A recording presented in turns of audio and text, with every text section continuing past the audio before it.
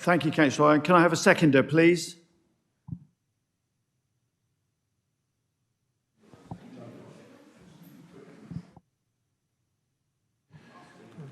Thank you, Chair. Yes, Stella's done an outstanding job. It's been great following the journey of the Chair in their civic role across the county, and I'm very, very content to second that proposal of Stella Jones for Chair. Thank you very much, Councillor Sari House. Do I have any other nominations, please? Any other nominations for Chair? If not, then I duly say that Councillor Stella Jones has been elected as the Chair of Dorset Council. Congratulations.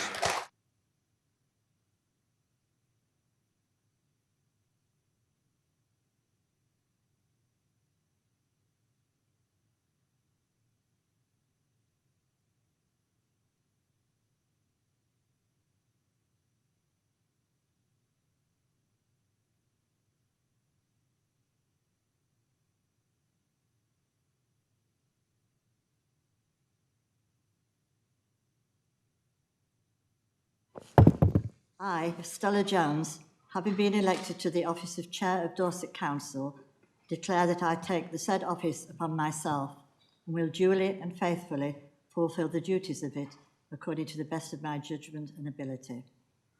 I undertake to observe the code as to the conduct which is expected of councillors of Dorset Council.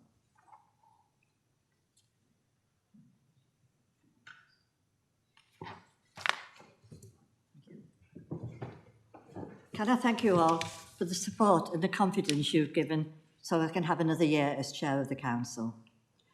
This role is both rewarding and enjoyable, and it's a great privilege to represent Dorset Council at all the events and functions that I attend. And it's a pleasure meeting so many people in our communities and visiting all sorts of different parts of the county. I could not do this, of course, without the support of all the officers, and most of all, the support of my great Vice Chair, Les. Thank you very much, Les. And that brings us quite quickly onto item 2 of the agenda, to nominate the position of Vice Chair of the Council. How about any nominations for Vice Chair? Councillor Ireland? Thank you, Chair. I'd like to nominate Councillor Les Fry. When he's been called on to stand in for our Chair, he's done so in a totally non-partisan, a truly independent way, and I really appreciate that, and so we'll nominate you. Thank you. Is there a seconder for that? Councillor Sutton?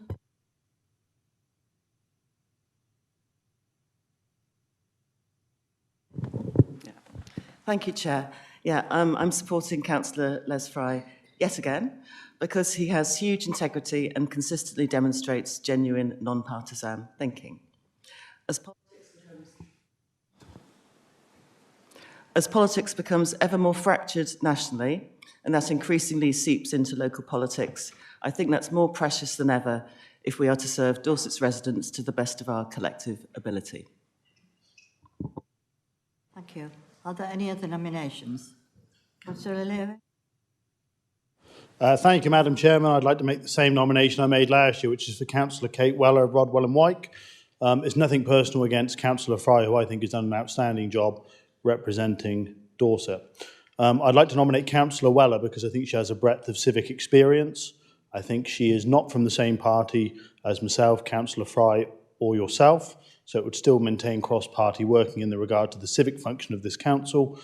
And I believe that she would do a fine job in both vice-chairing meetings and in the civic side of it. So I would like to commend Councillor Weller to this council for nomination, please. Is there a seconder for Councillor Weller?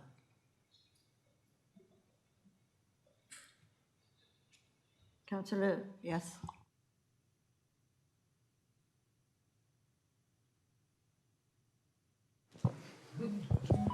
Couldn't remember it. Councillor Pete Dickinson, Littlemore, Preston.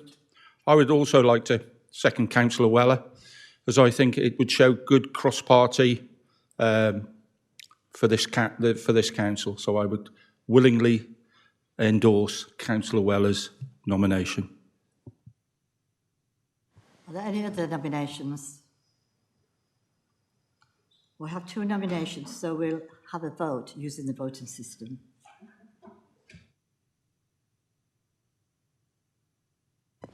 The vote is now open.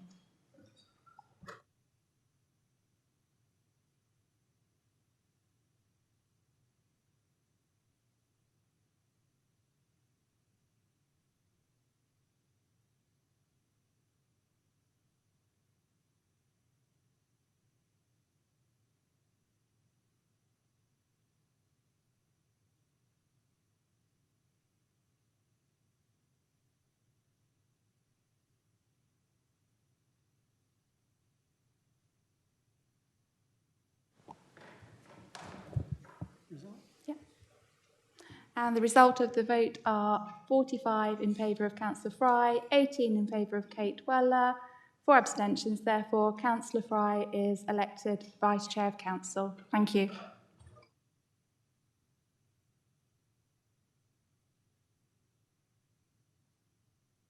Congratulations. I'm pleased. I know I got a very strong support.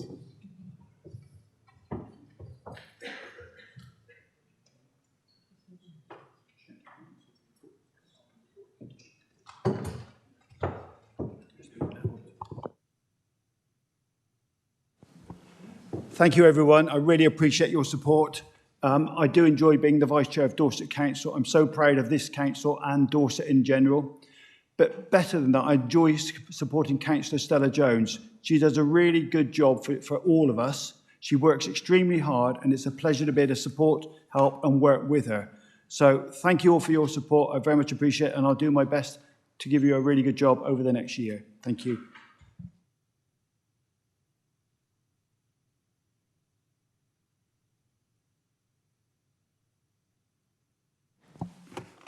I, Les Fry, having been elected to the office of Vice Chair of Dorset Council, declare that I take the said office upon myself and will duly and faithfully fulfil the duties of it according to the best of my judgment and ability. I undertake to observe the code as to the conduct which is expected of councillors of Dorset Council.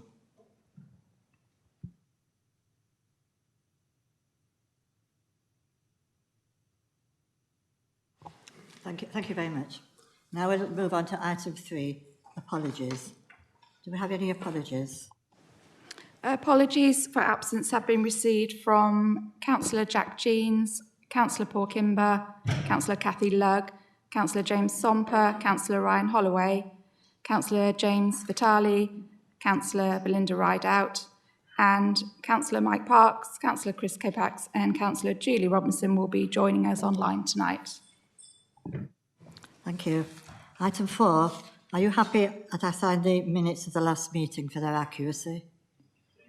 Thank you. Item 5, any declarations of interest? No declarations of interest.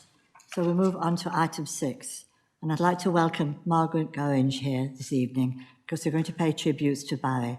And I'll start with Councillor Ray Bryan.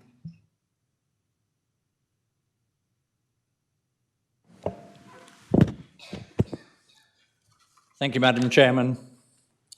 I first got to know Barry when he joined the St Leonard's and St Ives Parish Council some years ago. He represented the East Ward. He soon became known as a sharpshooter, aiming at specific targets and making sure he got his answers and that they were the right ones. Having passed his test as a parish councillor, he reset his targets. Barry first became an East Dorset councillor in 2015 and soon made his mark for being a man to turn to and stepped up to become vice chairman of East Dorset Council, working closely with the chairman, who was then Councillor Tony Coombs. He worked hard, and after the local government reorganisation, he decided he would seek a councillor seat in 2019 on the new reorganised Dorset Council. During the period 2019 to 24, he became vice chairman of the council as deputy to the then chairman, Councillor Van Pothecary, who I'm pleased to see sitting next door to Margaret. Thank you, Val. For those that don't know, my wife should have been here, but she was taken poorly last night. So Val has very kindly stepped in to accompany Margaret.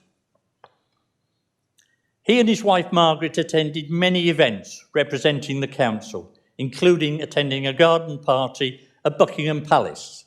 I can just imagine Barry at Buckingham Palace. Barry was a real grafter, both in his private life and his political life, not afraid to take his issues head on.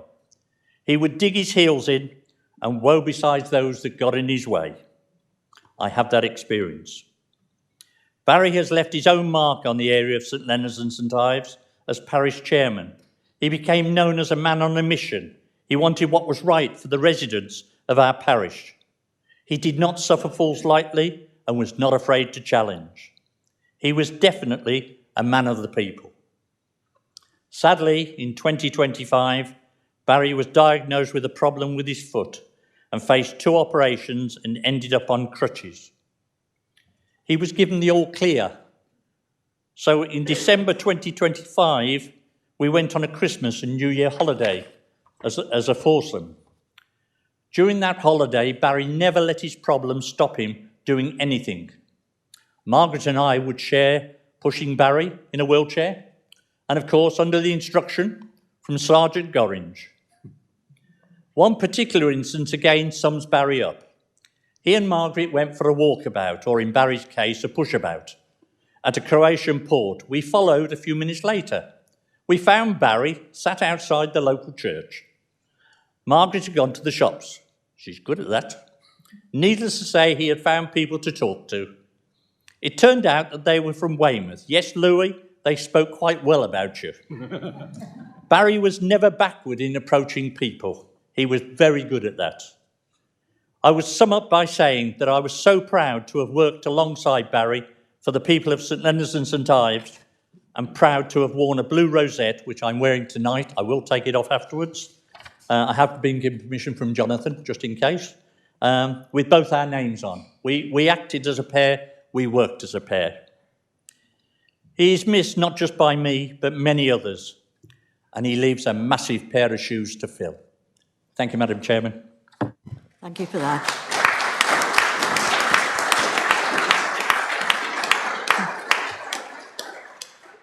Now, Councillor Parry, would you like to say? Thank you, Madam Chairman. And may I start by obviously offering my condolences to Margaret, but could I also say the sympathies and condolences that we as a Conservative group received from yourself, Madam Chairman, and of course from the colleagues across the chamber are warmly received at a time that was very difficult for us to deal with. So our grateful thanks for that. 10 years ago, a newly elected district councillor called Andrew Parry, I wonder whatever happened to him, found himself sat next to a councillor called Barry Gorringe at East Dorset District Council.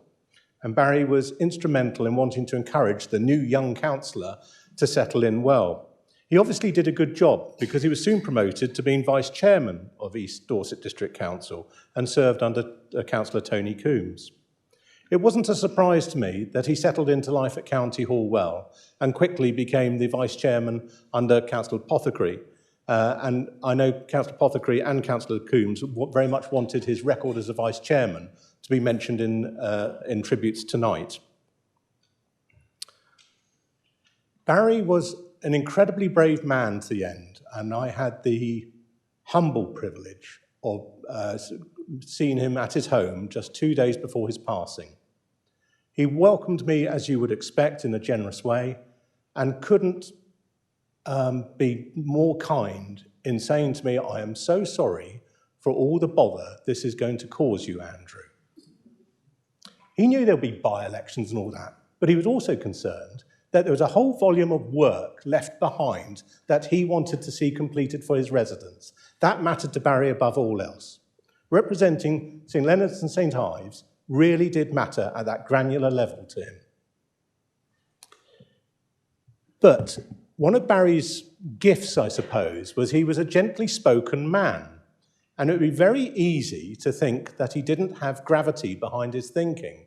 But let me assure you all that you would have to get up pretty early in the morning before the milkman to pull the wool over Barry's eyes. He knew his stuff all right. I'm slightly reminded of when I was thinking of Barry, of the late actor Paul Eddington, famous, of course, for playing the fictional politician Jim Hacker. Somebody once asked Paul how he wanted to be remembered, and he said he wanted to be remembered as somebody who did very little harm. And he reasoned that people were capable of doing great harm, and he wanted to be remembered as somebody who didn't. And I see that quality in Barry. But more than that, I see a man who did a great deal of good. And that is evident when you go around the St Leonard's and St Ives ward. So I know that my colleague, Councillor Ray Bryan, is absolutely devastated to lose his ward partner. I know the community of St Leonard's and St Ives have lost a terrific champion for them. But in honouring Barry tonight, I'm sure that we have all come to realise that the community of the family here at County Hall, this is the second bereavement we have suffered amongst councillors in recent months, does come home to hit us hard. And I am grateful to you all for your support to my group, and my deepest condolences, I say, to Margaret and the family.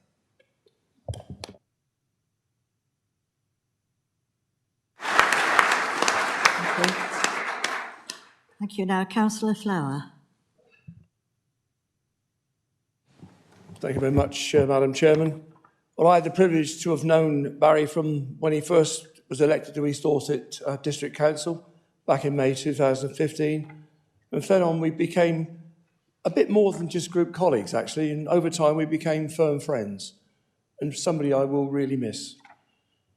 Barry was always supportive of me, firstly as the District Council leader, then, of course, when we were both first elected to the Dorset Unitary Council in May 2019.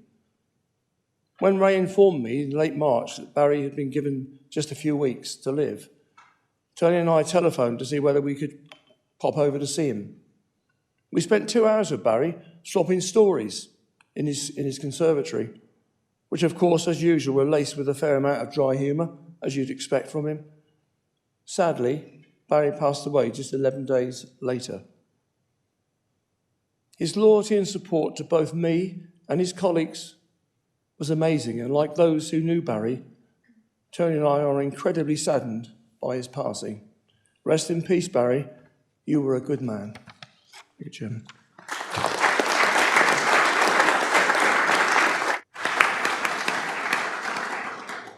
Now, Councillor Skeets.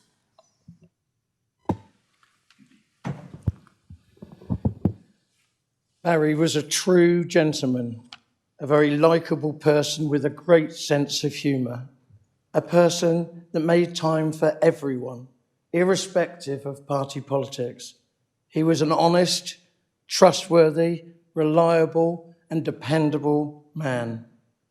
Barry and Margaret were a great couple, lovely couple, and our thoughts are with her and the family at a very difficult time. I had the pleasure of working with Barry at East Dorset District Council and here in Dorset Council. He was a superb friend, a great human being that will be sadly missed by everyone that he knew.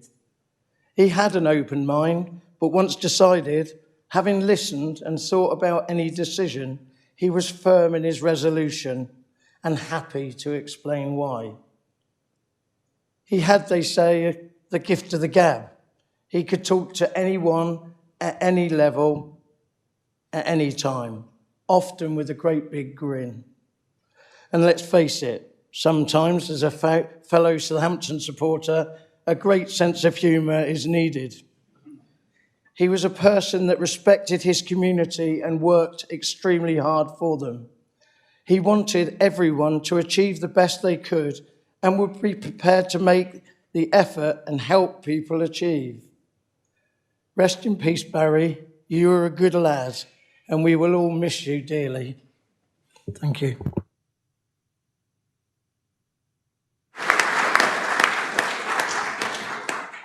And Councillor Bartlett.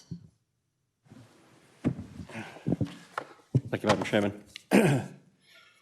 Dear members, it has been a difficult period for this chamber, losing two highly respected members in quick succession.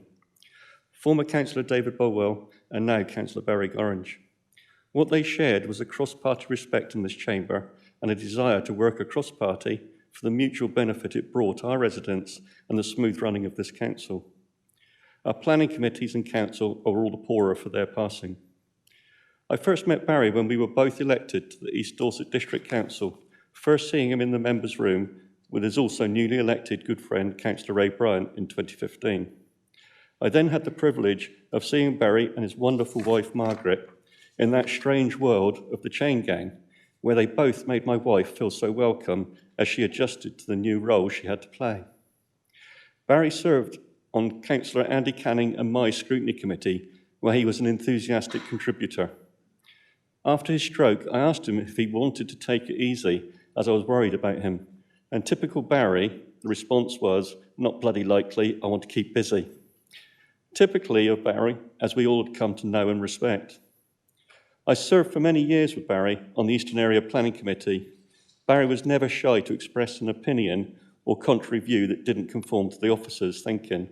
What you knew about Barry was he had definitely thought it through, and I respected him for that.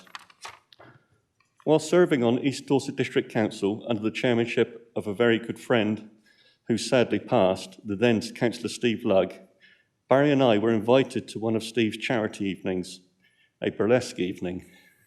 I'll never forgive Steve for that.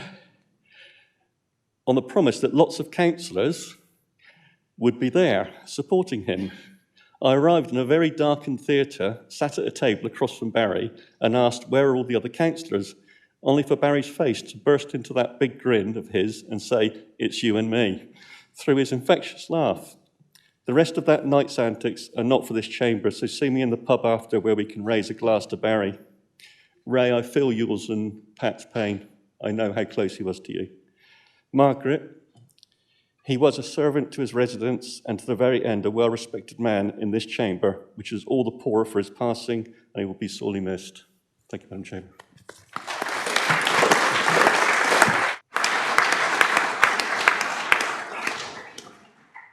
Thank you for all those great tributes to Barry. And Margaret, we have our best wishes for the future. Thank you for coming tonight.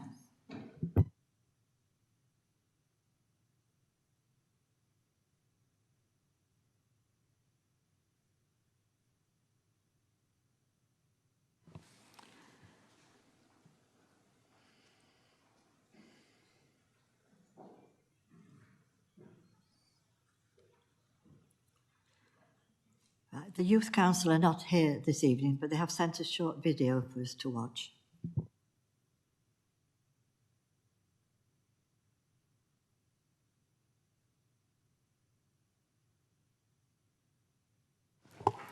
Thank you. Good evening, everyone. So the Youth Council aren't here this evening, and I do believe that we'd offered to bring an update on the recently elected members of Youth Parliament and deputies. So they have provided some short videos this evening just to give you a brief update on who they are and what their campaigns are about. I'm just going to give some apologies in advance because we weren't able to get subtitles on the video in time, so I apologise for the accessibility of the video. And also, we have covered the faces of the young people this evening. Obviously, we have a live feed, and following some recent guidance this week from some multi-agency safeguarding coordinators across the country, we have chosen to put an icon over their face this evening. So, and also that can make it a little bit harder to hear what they're saying if they've also got their lips covered. But hopefully you get the messages of what they want to tell you. And obviously when you've heard what they've got to say about what their campaigns are and what they're standing for, if you're sat here thinking, I've got something to offer them or I can help them with their campaign, please get in touch with us, drop us an email in the Youth Voice team, and we can help to coordinate that. So that would be wonderful. Thank you, Kay. Yes.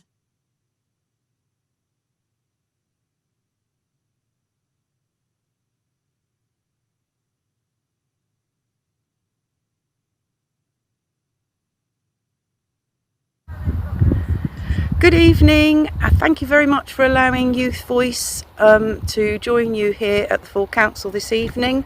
Apologies that we are not there with you in person. As promised from the last meeting, I'd like to introduce our newly elected members of Youth Parliament and our deputies. They were elected during March and started their position, their post, on the 1st of April. So they have started looking at their campaigns and thinking about how they want to achieve those. I'd like to introduce Tyler, MYP, I am Jago, MYP. We've also got Finn, Deputy, and Anya, Deputy, MYP. So I hope you enjoy listening to their campaigns.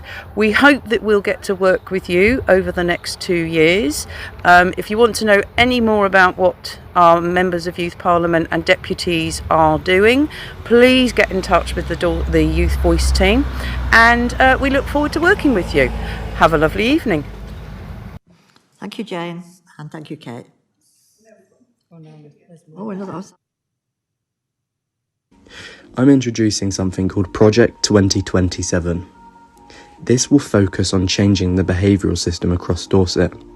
Change must begin. Too many students don't like school anymore. Too many students are being punished unfairly. And I believe the system needs to change, and change must start somewhere. That's why I'm introducing this movement. This is the reality in schools today. Detentions and punishments are treated like solutions, but they're not about reflection, they're about control. Students are removed from lessons for talking, yet teachers expect them to sit quietly for an hour while being talked at. Most lessons are boring and disengaging, so students get restless. Of course they're going to speak. This is exactly what Project 2027 is designed to challenge, finding better ways to support students, make lessons more engaging, and create a school environment that actually works for everyone. Teachers won't even let students go to the toilet in a lot of schools. Then they complain about disruptions in class. I don't think it takes a genius to figure out why students act out. Project 2027 will challenge this rule across Dorset. This is what Project 2027 will deliver when I become your MYP. I promise to visit every school in Dorset with the school's permission, to meet students and hear their ideas. I'm going to work hard to introduce a 5-minute break in every lessons so students can talk. I want to find real alternatives to isolations, fight to abolish after-school detentions, and push for a ban on teachers refusing students access to the toilet for more than 10 minutes, and reduce homework to make school more manageable. I am motivated enough to push for this change. Hello Council, I hope this video finds you well. My name is Jago Sings and I've recently been elected as Member of Youth Parliament for Dorset alongside Tyler. My goal is to really empower those young people in really rural, out in the sticks communities. I'm going to be doing a lot of surveys, going around asking what it is that they feel needs improving, what issues they're passionate about. Be there for the young farmers, who in my opinion are one of the least represented demographics in the country. And yes, I'm really looking forward to these 2 years, and thank you very much. Hi, my name is Anya and I was recently elected as a Deputy Member of Youth Parliament. My campaign is called Health in Mind and it's centred on supporting students who miss school long term each year due to medical absences. This issue often goes unnoticed, but it can have a very real effect on young people, not just in the classroom but in their day-to-day lives as well. Missing school for medical reasons can impact learning, confidence and routine, and even when support isn't consistent, it can make returning even more difficult. My campaign focuses on 3 key actions. First, consistent return to school support for students coming back after a long-term absence, so that the transition back into school is properly supported and not overwhelming. Secondly, more flexible academic catch-up systems and wellbeing adjustments, recognising that recovery looks different for everybody, and students may need different levels of support to keep up. And thirdly, working towards a county-wide guideline, so support is not dependent on an individual school. It should be clear, fair and consistent across Dorset. To do this, I will gather student experience through working with students and having conversations, working with the schools and the school SEND teams to understand what is already happening and use that evidence to help make clearer and more practical guidance that can be shared and applied more widely. For me, this campaign is making sure that no student feels left behind because they've had to step away from their health. I'm looking forward to representing the young people of Dorset and taking this forward in a more practical and meaningful way.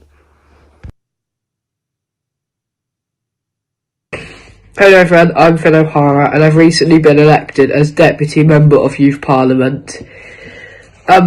My main priority and goal is to fix the bus crisis in Dorset and hope to make sure that more students can get the school bus for less money than it is at this moment in time.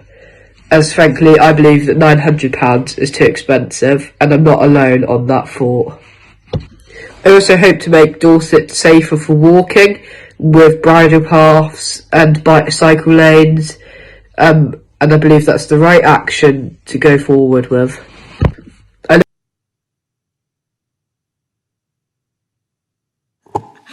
Thank you. So that's our email address. If you've listened to their campaigns and heard anything that you think that you can reach out to us and support the young people with, I'd be really delighted to hear from you.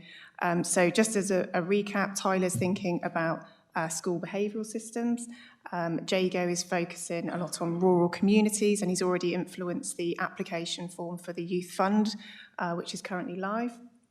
And Finn would like to think with us about public transport and the cost of transport for students, and also about public rights of way, which we know that there will be a consultation on soon. And Anya's really keen to make sure that students who are absent from school for medical reasons are supported with reasonable adjustments, and she's going to be already linked in to work with decision makers on the new attendance strategy. So they've already got opportunities to be linked into our work, but I'd really welcome to hear from you if there's any others.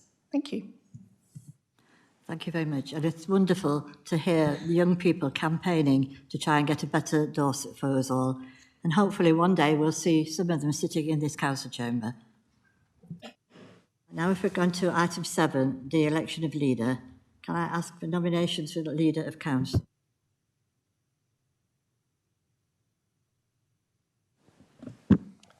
Thank you, Chair. Councillor Richard Biggs, Dorset Poundbury Ward Deputy Leader. I hope this is less contentious than a national leadership position.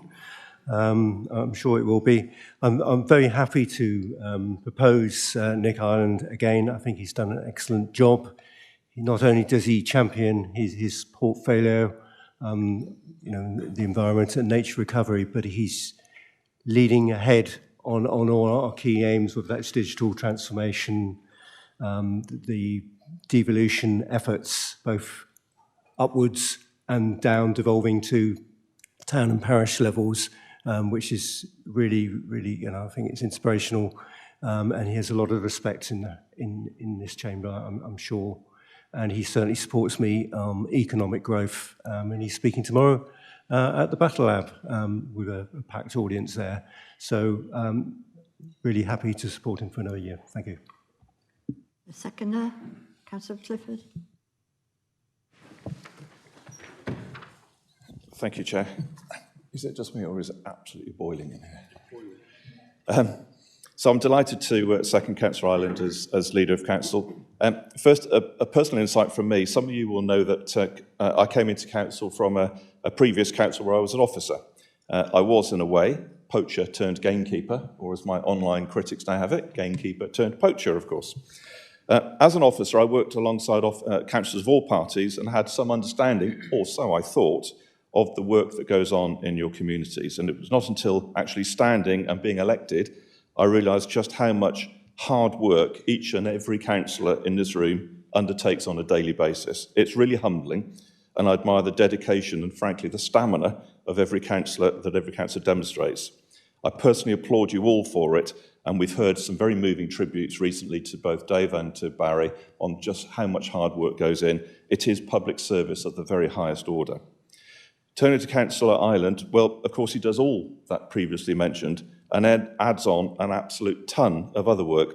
I asked him earlier how many meetings he'd attended in the last calendar year, and it took him all day to work it out because he was too busy. 1,088 meetings in a calendar year. It's remarkable, the dedication that Councillor Ireland and all of us put into this place. I know that he has and is visiting every single town and parish council in Dorset. He also attends and represents us at a huge number of boards, committees, groups, organisations, from Buckhorn Western yesterday up to government next week. 130 of those meetings were with the NHS alone. So I'm very happy to nominate Nick for his hard work, his calmness, and his unflinching approach to do his very best for Dorset. Thank you. Are there any other nominations?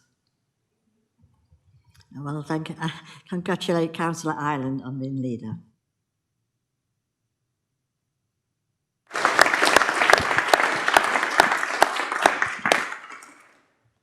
If I may, I'll just say a couple of words and move on to the next agenda item at the same time. So thank you for your kind words, chaps and lasses.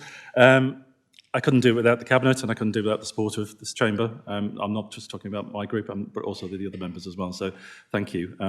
We've got a lot more to do in the next 3 years before we have elections in 29. So I'll move on to the appointment of the Cabinet. Hopefully something might pop up on the screen. Save me having to read them all out. There you go. I just threw this at Copilot and it came out. I couldn't get the logo on. I need to have more training, I think. So anyway, the list is there. I won't read them out. There is one new face on the Cabinet tonight, not two. The guy at the end, the young guy at the end with the tan and no moustache is actually Councillor Robinson. So it's just Councillor Bell at the back here. I have a few words, so I will read them out. So the Cabinet restructuring is not restructuring for its own sake. It's about ensuring that our political leadership matches the reality of how Dorset now needs to operate, and that we are set up to deal with the pressures and opportunities ahead. Since this council was created, the context has shifted. We're seeing sustained pressures in adult social care and housing, a much stronger emphasis on prevention and wellbeing, the growing importance of our work with NHS partners, and the need to respond decisively to the climate and nature emergency. So the changes I'm making are grounded in 3 clear principles: accountability, stronger system leadership, and better alignment with delivery. Perhaps the biggest change is that I've positioned public health, prevention, and communities as a connecting role across the system. That's Councillor Bell's role. Prevention, resilience, and community wellbeing are increasingly central to everything we do, and this portfolio provides the bridge between services, partners, and communities. I've also brought transformation, customer access, and workforce together so that how we redesign services, how residents access them, and how we support our staff are aligned and focused on inclusion from the outset. Regeneration, economic growth, and strategic assets have been strengthened. That reflects the reality that investment, land, infrastructure, and growth all need to work as a single system if we are serious about place shaping and opportunity. And just to be clear, climate and nature are corporate system-wide priorities, and so the leadership for that continues to sit with me to ensure that it is embedded across performance, investment, and partnership decisions and not treated as a standalone service issue. So taken together, these changes reduce overlap, strengthen accountability, and support more purposeful collaboration. They're about making sure we are organised not just for today's pressures, but making the system that Dorset needs to be in the years ahead. So thank you. I'm happy to answer any questions in the next bit, which is leaders' announcements, if you have any. Cheers. We'll move on to announcements from the council, the leader or any more portfolio holders.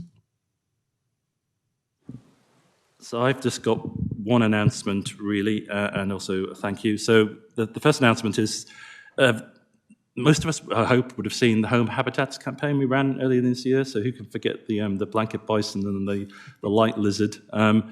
It was an excellent campaign. The officer responsible mainly was Katie Dawes. So and we put ourselves forward for for an award for the Chartered Institute of Public Relations.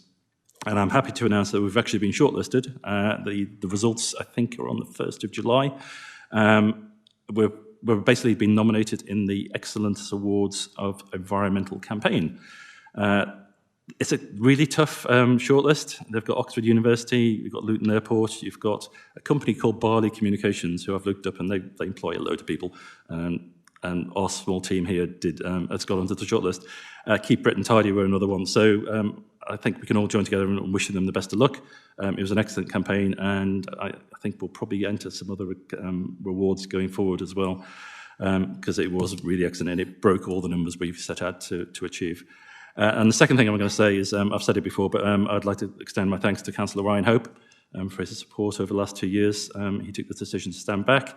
He's certainly keeping busy. I've heard he's chairing a committee in Weymouth Town Council now, and obviously his other work with the Lions and his charitable work. So I'd like to thank him again, and I believe he has a valedictory statement he'd like to ask, and I'm sure he can phrase it as a question if necessary. Councillor Hope, would you like to say?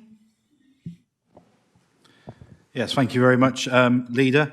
I just want to take the opportunity really to, as the Leader said, thank really everyone in this chamber for the support they've given me as a Cabinet member over the last 2 years.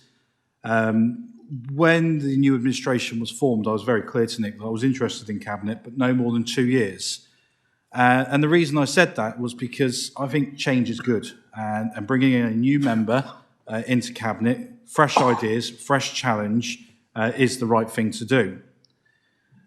I also just want to take the opportunity to reflect, I think, on some of the achievements that we've been involved with through Cabinet, with the support of the full Council, whether that be through overview, scrutiny, or any of the other committees that have overseen some of the things we've been doing of Cabinet. There have been some great achievements over the last 2 years. The leaders already alluded to the customer hub now going into one portfolio, which will strengthen our library service in our community and continue to make that a front door for our residents in areas further than the main Dorset building, and make sure that Dorset Council continues to have that face out in the wider community. I'm also really pleased and proud, and again, my thanks to these People and Health Scrutiny Committee over the work we've done with the cost of living crisis. We have supported so many people move out of crisis into prevention, as will be the direction now of the new Cabinet portfolio. And again, that has been really supportive through this whole Council. Whilst we may have not always agreed on the exact projects and what's been done, I think we all agree that the most vulnerable in Dorset need our support, and that's what we're here to do. I was told I had to phrase this into a question, but before I do, I'd just like to congratulate Councillor Matt Bow on his appointment and wish him every success. I know, looking at what he's got to do, he's got a bigger role than I had, so definitely some big shoes to fill. So I'm here to support you as you need, as well as the rest of the Cabinet. And I'd also like to thank all the staff, officers, charities, volunteers and colleagues across the Chamber for your support in changing Dorset Council over the last few years and everything you're doing out in the community. Now, my question is, Chair, can I ask the leader to reaffirm the Council's continued commitment to early support, strong community service and ongoing investment in organisations, local partnerships and our cultural and heritage sector in the way that we have done over the last 2 years? Thank you for your question, Councillor Hope, and I can confirm that absolutely we will be doing all of that. Are there any more questions for the leader? Councillor Leary. Before I ask a question, I'm going to do something unusual and thank Councillor Hope for his service, particularly around the Pride in Place stuff. And my question is on that, which Cabinet member will now be overseeing the Pride in Place programme for Littlemore, Upway and Broadway? That essentially comes on the communities, so it'll be Councillor Bell. Any more questions on Councillor Ireland? No, I think Councillor Bartlett would like to say something about his portfolio holding. Thank you, Madam Chairman. Councillor Shane Bartlett, Cabinet Member for Planning and Ward Member for Wimble Minster. Over the past year, I'm proud of the progress made across my planning and emergency planning responsibilities at a time when Dorset has faced both long-term challenges and immediate pressures. A focus has been continuing work on the new Dorset local plan, which will shape where homes, jobs and infrastructure are delivered in the years ahead. Getting this right matters deeply to residents. That is why public consultation, strong evidence and careful consideration of Dorset's landscape, heritage and communities have remained central to the process. The past year has also tested our ability to respond when it really matters. During the severe flooding seen this winter, I saw firsthand the commitment of council officers and partners working together to protect public safety and support communities affected by unprecedented rainfall. We are ensuring we learn from that response, strengthening our emergency planning coordination and communication as extreme weather becomes more frequent. I'm also proud of how the planning system is supporting nature recovery, biodiversity net gain is now embedded in planning decision-making, helping ensure new development leaves Dorset's environment in a better state and contributes to tackling the climate and nature crisis. I would like to thank those councillors serving on both executive advisory panels dealing with the local plan and design code. Both panels' membership includes every political group in this chamber and exemplifies the ethos and culture we've embraced about working together for the common good. Over the last year, I've enjoyed working with dedicated and professional officers that make up my three core areas: development planning and emergency planning and planning enforcement. They have all been outstanding, as have those members populating the planning committees. Finally, it was fantastic to see Dorset Council's building control team recognised nationally, winning a local authority building control team of the year earlier this year and passing a full building safety regulator inspection with no actions required. This recognition reflects the professionalism, care and high standards that residents and businesses rightly expect. Together, this has been a year of progress, resilience and real achievement. Thank you, Madam Chairman. Any questions related to that portfolio holders report? No, thank you. We'll now move on to public participation. We have a question from Carol King, who I'm sure many of you met outside this evening.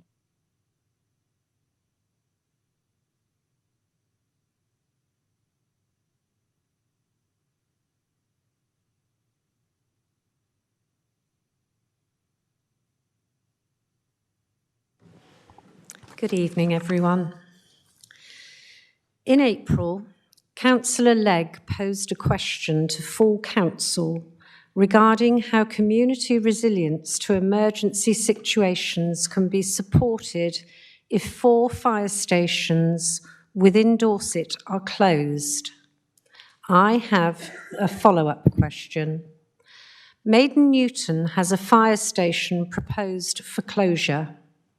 The village regularly experiences emergency incidents that require a rapid local response. Minutes matter and lives will be lost. As Councillor Legg pointed out, we are in the midst of a climate emergency. The fire service itself has recently stated that over the last 2 years, the number of wildfires has more than doubled. Natural habitats and wildlife are being lost at an alarming rate. In Dorset, Upton Heath is a prime example where homes exist near Heathland. People will be evacuated and some may lose their homes and require emergency housing. This is not a time to be closing fire stations. We are seeing an increase in flood-related emergencies with rescues from vehicles and highway disruptions. These are often widespread events. With an expected increase in property flooding, more people will require rescues, evacuation, and temporary shelter. If local fire stations close, we will see an increase in response times, and fires are more likely to involve multiple buildings, resulting in families without homes and requiring emergency accommodation. The consequences for Dorset Council will be many, including increased demand on highways for emergency road closures and traffic management, greater need for temporary housing for residents displaced from their homes, higher likelihood of needing emergency evacuation shelters during major incidents such as wildfires and floods. As a parish councillor, I am helping to prepare our community emergency resilient plan. If we lose our local fire station, we anticipate a higher risk of life in our community due to an increase in response times. We may even need to consider how we cope if there are no fire engines available or able to reach our community. Has the council considered how losing fire stations will impact its own service provision, such as funding an increase in emergency accommodation, provisions of rest centres, emergency road closures, and traffic management? Dorset Council, like the fire service, has to produce a balanced budget every year. On this basis, what adjustments are being considered by Dorset Council in relation to provisions for additional costs in future years brought about by the potential closure of local fire stations such as Maiden Newton, Charmouth, Hamworthy and Cranbourne? Thank you for your question. Councillor Bell will respond. Thank you. Councillor Matt Bell, Cabinet Member for Public Health, Prevention and Community and Ward Member for Adipole. Firstly, thank you very much for your question, Councillor King. Councillor Legg was correct when he stated that we are in the midst of a climate emergency. Community emergency resilience plans, like that being prepared by Maiden Newton Parish Council, are a vital part of keeping communities safe and resilient. I'm grateful to Councillor King and her fellow parish councillors for all that they're doing. The Council's emergency planning team and colleagues in other services plan for and respond to the consequences of the climate emergency. We're sometimes called upon to activate rest centres for residents, as we did during recent flooding events when people needed to leave their homes. And we're sometimes called upon to close roads in support of the emergency services, as we did in the case of Heathland fires at Holt Heath last year. One consequence of climate change is undoubtedly increased pressure upon council services. But unlike the Fire and Rescue Service, we are not an emergency service. The increased pressures and costs that we have experienced and expect to continue are a consequence of climate change.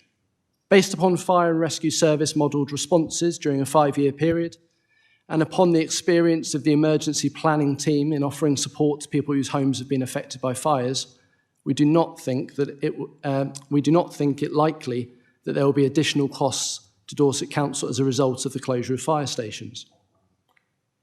The consultation by the Fire and Rescue Authority on their proposed fire station closures remains open until the 15th of May. So there remains a limited time for residents and communities to feed back their views and concerns. Dorset Council was briefed by the Fire and Rescue Service and has emphasised the need for residents and businesses to continue to receive a consistent, safe and timely response from the service. The Fire and Rescue Authority faces a difficult funding position. We've spoken in this chamber about how the government's funding formula disadvantages our residents and this council. It also disadvantages the Fire and Rescue Authority, and this needs to change. Thank you. Thank you. We'll now move on to item 11. There are no petitions or deputations. Item 12, the appointments to committees and election of chairs and vice chairs. I'll pass it over to Jonathan Mayer.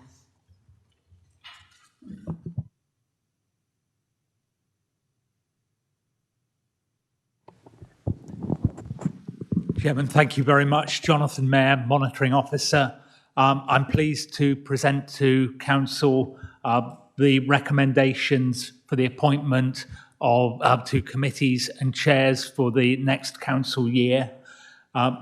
Chairman, I'll be handing over in a moment to colleagues to take you through the vote on that. But I've just had a problem with my, my laptop. So you'll just need to bear with me a moment. Thank you. And it's not operator error. Thank you.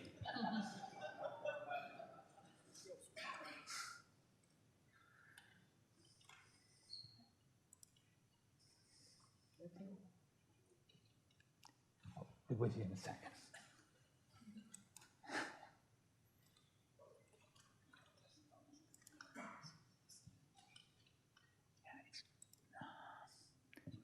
Yeah, can I take yours?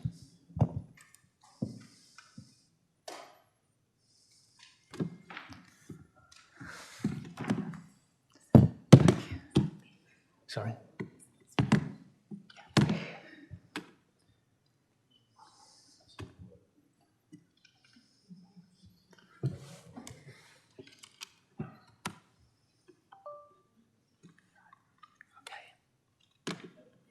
You okay?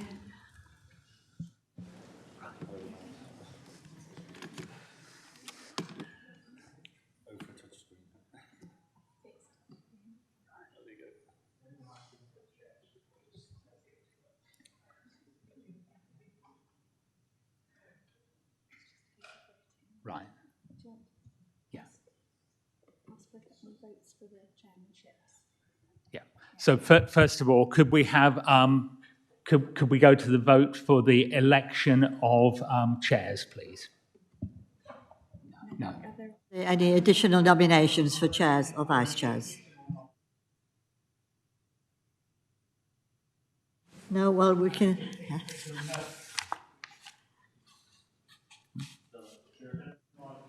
If there are no additional nominations, then we'll vote upon them en bloc. Thank you.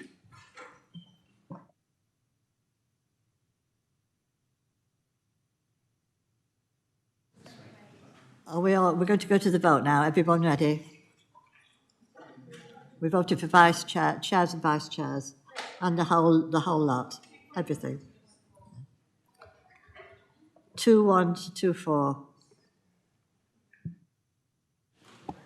Councillors, the vote is now open in respect of recommendations 2.1 to 2.4.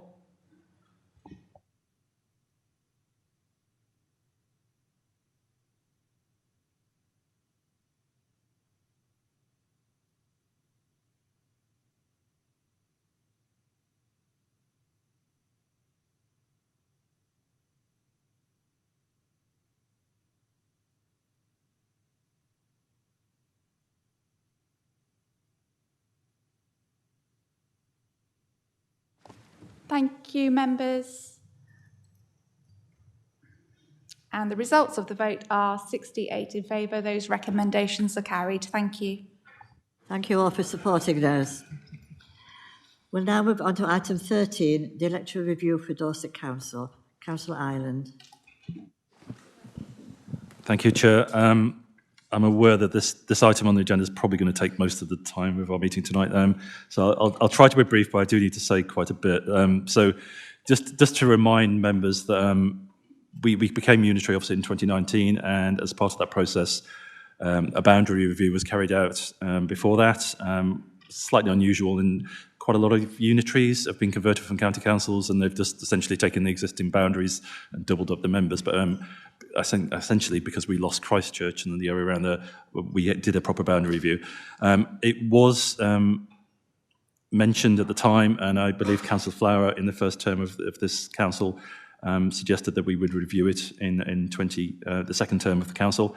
And so back in a year or so ago, I asked Jackie Andrews to initiate that process.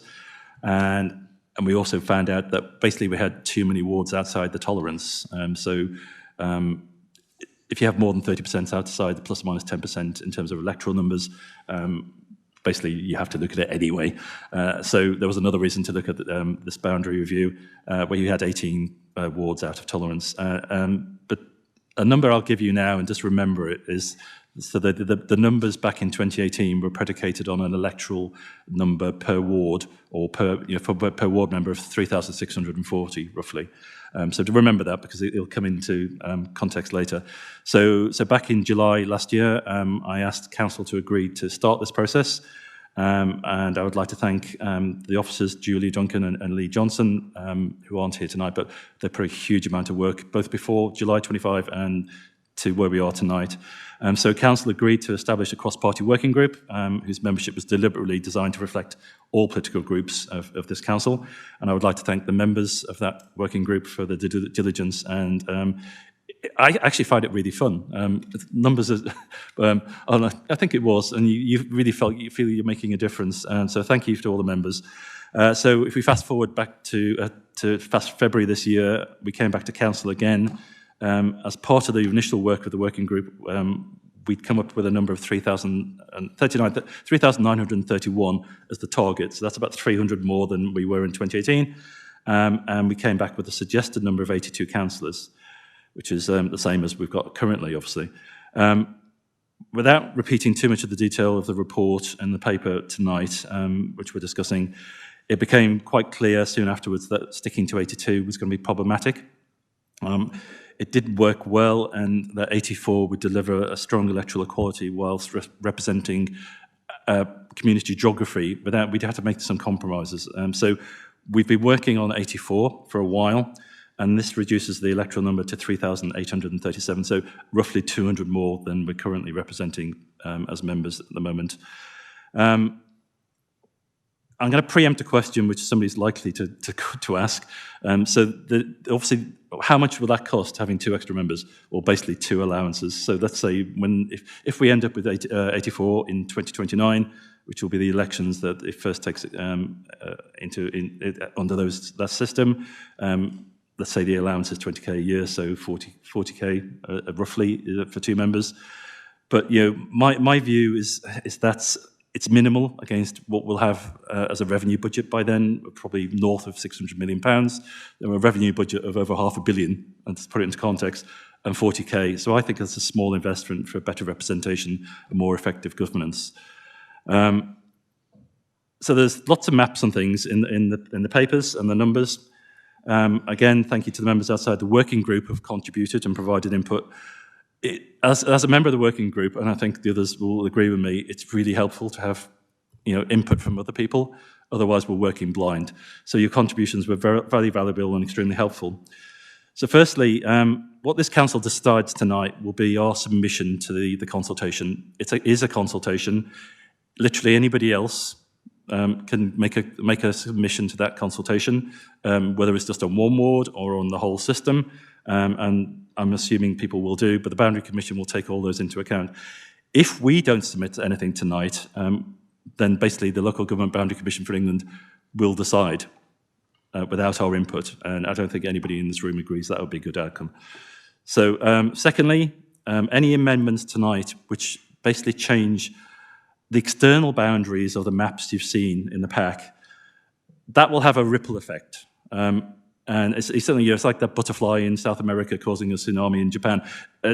It's very difficult for us to do on the night because you'll be changing the numbers not only for that ward, but also the wards around them, which will change the electoral equality. And we can't just sit here and work it out. It's impossible. So in terms of the actual maps of the 84 members of the maps out there, which is 48 off the top of my head, I think. Please don't try and change the external boundaries. What you could do, theoretically, is subdivide. So if somebody's done the homework, say, for example, if somebody decides that Portland being a 3 single-member wards is better than a 3-member ward, you're free to go for it if you've done your homework because you're not changing the external geography, and as long as the numbers inside all match up to the numbers, you could theoretically do that. I'm hoping you don't, because I'll make the lines even longer, but you could possibly do that. One thing you can do, however, is changing the names, which is easier, because all it is a name. We did spend some time going through the names. We didn't have too many suggestions of changes. Some of them were easy to do, to be fair, because they haven't changed. Some of them, especially where the ward has changed considerably or it doesn't really exist. So there are places where, for example, my own ward, which is currently called Crossways, is essentially divided into 2 under the current proposals. So we've come up with new names of those just to differentiate between the old one and the new one. The suggestions are in there. If you want to change the name or suggest a new name, you can do so. But each single name change is a separate amendment to the paper, and we'll need a proposer and a seconder, and we'll have to debate that and then repeat. So we could be here for a very long night. But for example, say somebody thinks Melcombe Regis should be renamed to be Waybeatha. Feel free to suggest it. Okay, so that is possible. Looking at Councillor Orrell. He didn't suggest that in the working group, so I'm assuming he prefers Melcombe Regis. And so that I'm nearly done. So essentially, one thing on the naming, the working group essentially suggested a name for what is essentially mostly currently Councillor Wilson's ward, but it's changed. We suggested, thinking it was a good idea, the name the Purbecks, as in the 2 words. We've since been told that's not a great idea. So with some consultation of some of the members around that area, including Councillor Beddoe and Councillor Baker here, we've come up with just Purbeck, which, so I've been told I could put that into as a change to the substantial proposal tonight. So that amendment is in my proposal. And just to point out, it's not actually an amendment, but 2 of the numbers are in have been tweaked slightly because the officers did a check. So the proposed Purbeck ward, the numbers are in the paper as, say, 3,933. It's actually 3,897, so it's reduced slightly. It's still slightly more than the 0%, but it's within the 10%. And the ward, which we're currently proposing tonight, is going to be called Piddle and Beer Valley. That's increased slightly, only by 45 people, from 4,197 to 4,242. So it's not a huge increase, it's 45, but it's enough to push it to the wrong side of the 10%. I don't think that's a problem. There are, in the existing paper, currently 5 wards where they are outside of the basically the plus or minus 10%. They are generally places where either it's difficult geographically to split or enlarge, or so for example, Blandford is one, St Leonard's and St Ives is on the edge of the bound of our patch. It's difficult to increase the numbers there. It's below. Portland is below the plus or minus 10%, but Portland is Portland. So the only way you can increase it is if Portland suddenly extends into Wyke, for example. So there are 5 exceptions. We were 18 off before, so they are in the paper, and I'll probably stop talking now, and we'll go on to the exciting stuff. So I do have a seconder, which is Councillor Fry. Councillor Fry. Yes, I'm very happy. Sorry, Councillor Les Fry, Dorchester West, very happy to second this paper. I know an awful lot of work has gone into it, and we're thankful to the officers who put that work in. We have met several times, and there's been a lot of active debate over this, so happy to second. Thank you, Chair. Now we have an amendment, which I think you've all got a copy of it. I hope you've all read it. Councillor Northern, would you like to propose it? Thank you. Thank you, Madam Chair. So I'd like to propose this amendment. Dorset Council officers' initial warding didn't identify ward boundaries for the Weymouth wards. We were invited as a group of councillors to meet and discuss what those ward boundaries might be within the overall boundary. We met and we agreed that boundaries should include consideration of the Chickerell wards that were alongside. And with the exception of Littlemore and Preston ward members, we felt that single ward member wards are more democratic. They allow single candidates to compete on a fair basis. They allow councillors to build better relationships with a smaller number of residents. And they provide direct accountability between councillors and electors. Councillor Alex Furman proposed an arrangement for revised Weymouth and Chickerell Dorset Council wards. He proposed 13 councillors in 12 wards. This proposal was submitted to the working group. These wards were all one-member wards with clear boundaries between communities, with the exception of the Western ward, which was proposed as a 2-member ward, as there was no natural boundary in this densely populated and coherent community. When this warding was presented to the working group, of which I was a member, it was noted that the arrangement was generally acceptable, that Preston ward would have 4,380 electors, which would be 14.1% over the desired, above the average, which is again over the 10% desired figure. Rather than accepting this anomaly, and in the same way that Blandford at plus 12.5 and Portland at minus 14% were accepted, the working group suggested Preston ward and Little ward should be combined into a two-member ward of 8,319 electors, i.e. 8.5%. I spoke against this as I think it fails to meet the coherent and distinctive community identity criteria. There are no 2 areas in Dorset that are so close, yet so different. But at the working group, I was outvoted. I went back to the Weymouth and Chickerell Lib Dem councillors and spoke with them, and they reaffirmed that where possible, we have single-member wards unless the community has a common identity and there is no clear boundary. I'd like to talk a little bit about the distinct and separate communities that Littlemore and Preston represent. Littlemore came about as a large council estate developed after the Second World War. The council estate has since expanded and is now fringed by newer, commercially developed estates.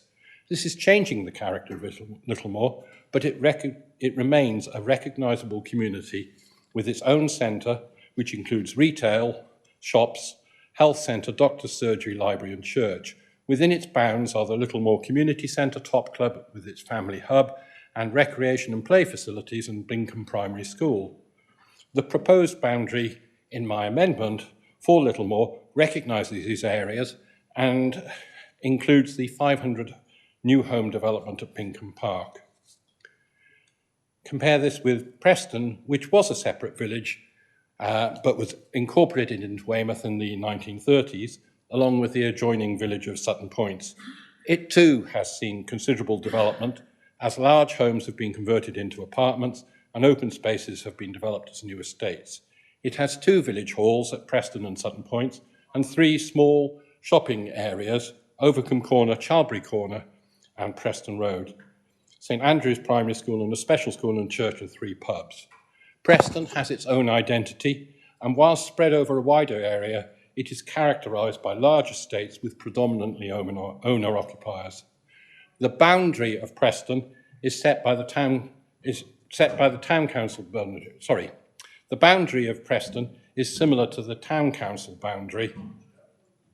Councillor Northam, you've had longer than your 3 minutes. You've had a lot longer than your 3 minutes. Thank you.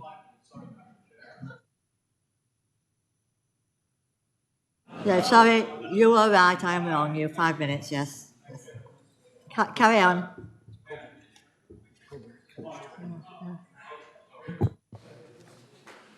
So I will now read out the amendment as circulated. I recommend that Littlemore and Preston Ward, which is shown as a green highlight on the map that was circulated, is split into 2 single-member wards, as the 2 communities are distinct and different, with a clear boundary between them, as detailed in the attached map. The proposed boundary line between the 2 separate and different communities is clear and identifiable. This reflects the boundary that already exists between the 2 town council wards. Councillor Furman made this proposal to the working group, and the officers measured this as Littlemore 3,939 electors, which is 2.6%, and Preston 4,380, 14.1%. Councillor Ireland has mentioned that there are 3 criteria: electoral equality, community identity, and effective and convenient local government.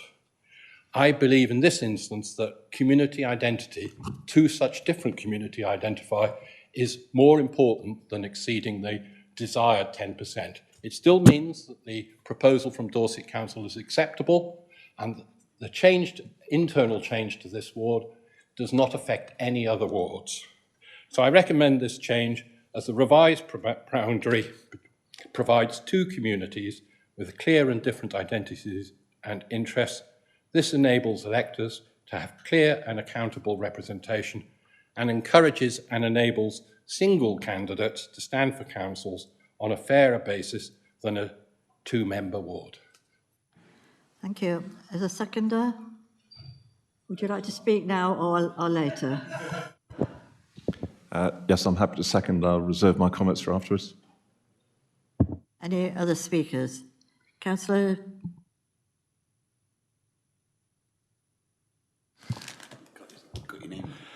Councillor Peter Dickinson, Preston, Sutton Points and Littlemore.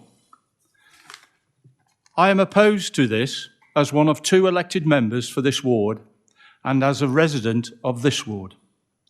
This is a strategic authority, not a town council. We are here to represent residents on the strategic matters that affect residents of Dorset. The first principle of that is 1 man, 1 vote. Under Councillor Northam's plan, a resident in Preston would have 14% less value than the average and around 20% less value than many other areas of Weymouth. This would be acceptable under rules and guidance if there were major geographic boundaries, but there isn't any. By keeping these 2 areas together, we get a more fairer 7%. I live in Preston. I volunteer with residents from Littlemore, Preston and Sutton Points at the food bank. I am trustee of Littlemore Family Hub, and my wife and I are members of Littlemore Library. I still live in Preston. I take pleasure in representing Littlemore, Preston and Sutton Points, alongside Councillor O'Leary, and don't see what benefit changing this ward would give to the residents of the ward, especially as shown at a town council level. The political makeup of the seat unanimous. I ask you to vote against this frankly vindictive gerrymander attempt. Thank you, Chair. Thank you. Councillor Weller. Thank you very much, Madam Chairman. Councillor Northam, really? A number of members, you included, sat together in meetings for hours, for weeks and months working on this plan, almost literally with damp towels wrapped around our heads because this is a difficult task. Our electoral officers spent more time on it than we did. Heaven knows how much coffee they got through. At our final meeting, we voted on the plan as it's been presented to us. We knew you were not entirely happy, you certainly knew that, on this particular point, but at the vote, you lost. You accepted the character has changed, but you persist in your contention that the huge historic differences in Littlemore and Preston have not changed. I don't quite understand that argument. The senior officer at those meetings reminded you that you could write to the commissions independently, and you said you would do that, and I'm sure you have. She also told us all quite categorically that if we could not play around with this report when it came to this meeting, because if we did so, we would risk missing the submission. And yet you come to us this evening with an amendment voicing exactly the demands that you made and lost during the meeting. I'm tired of sitting in this chamber listening to grown men behaving like spoilt children when they don't get their own way. You are elected to represent the residents of your ward and the whole of the county, not play silly juvenile games to pursue petty, clearly personal vendettas, which this amendment clearly is, and I won't be supporting it.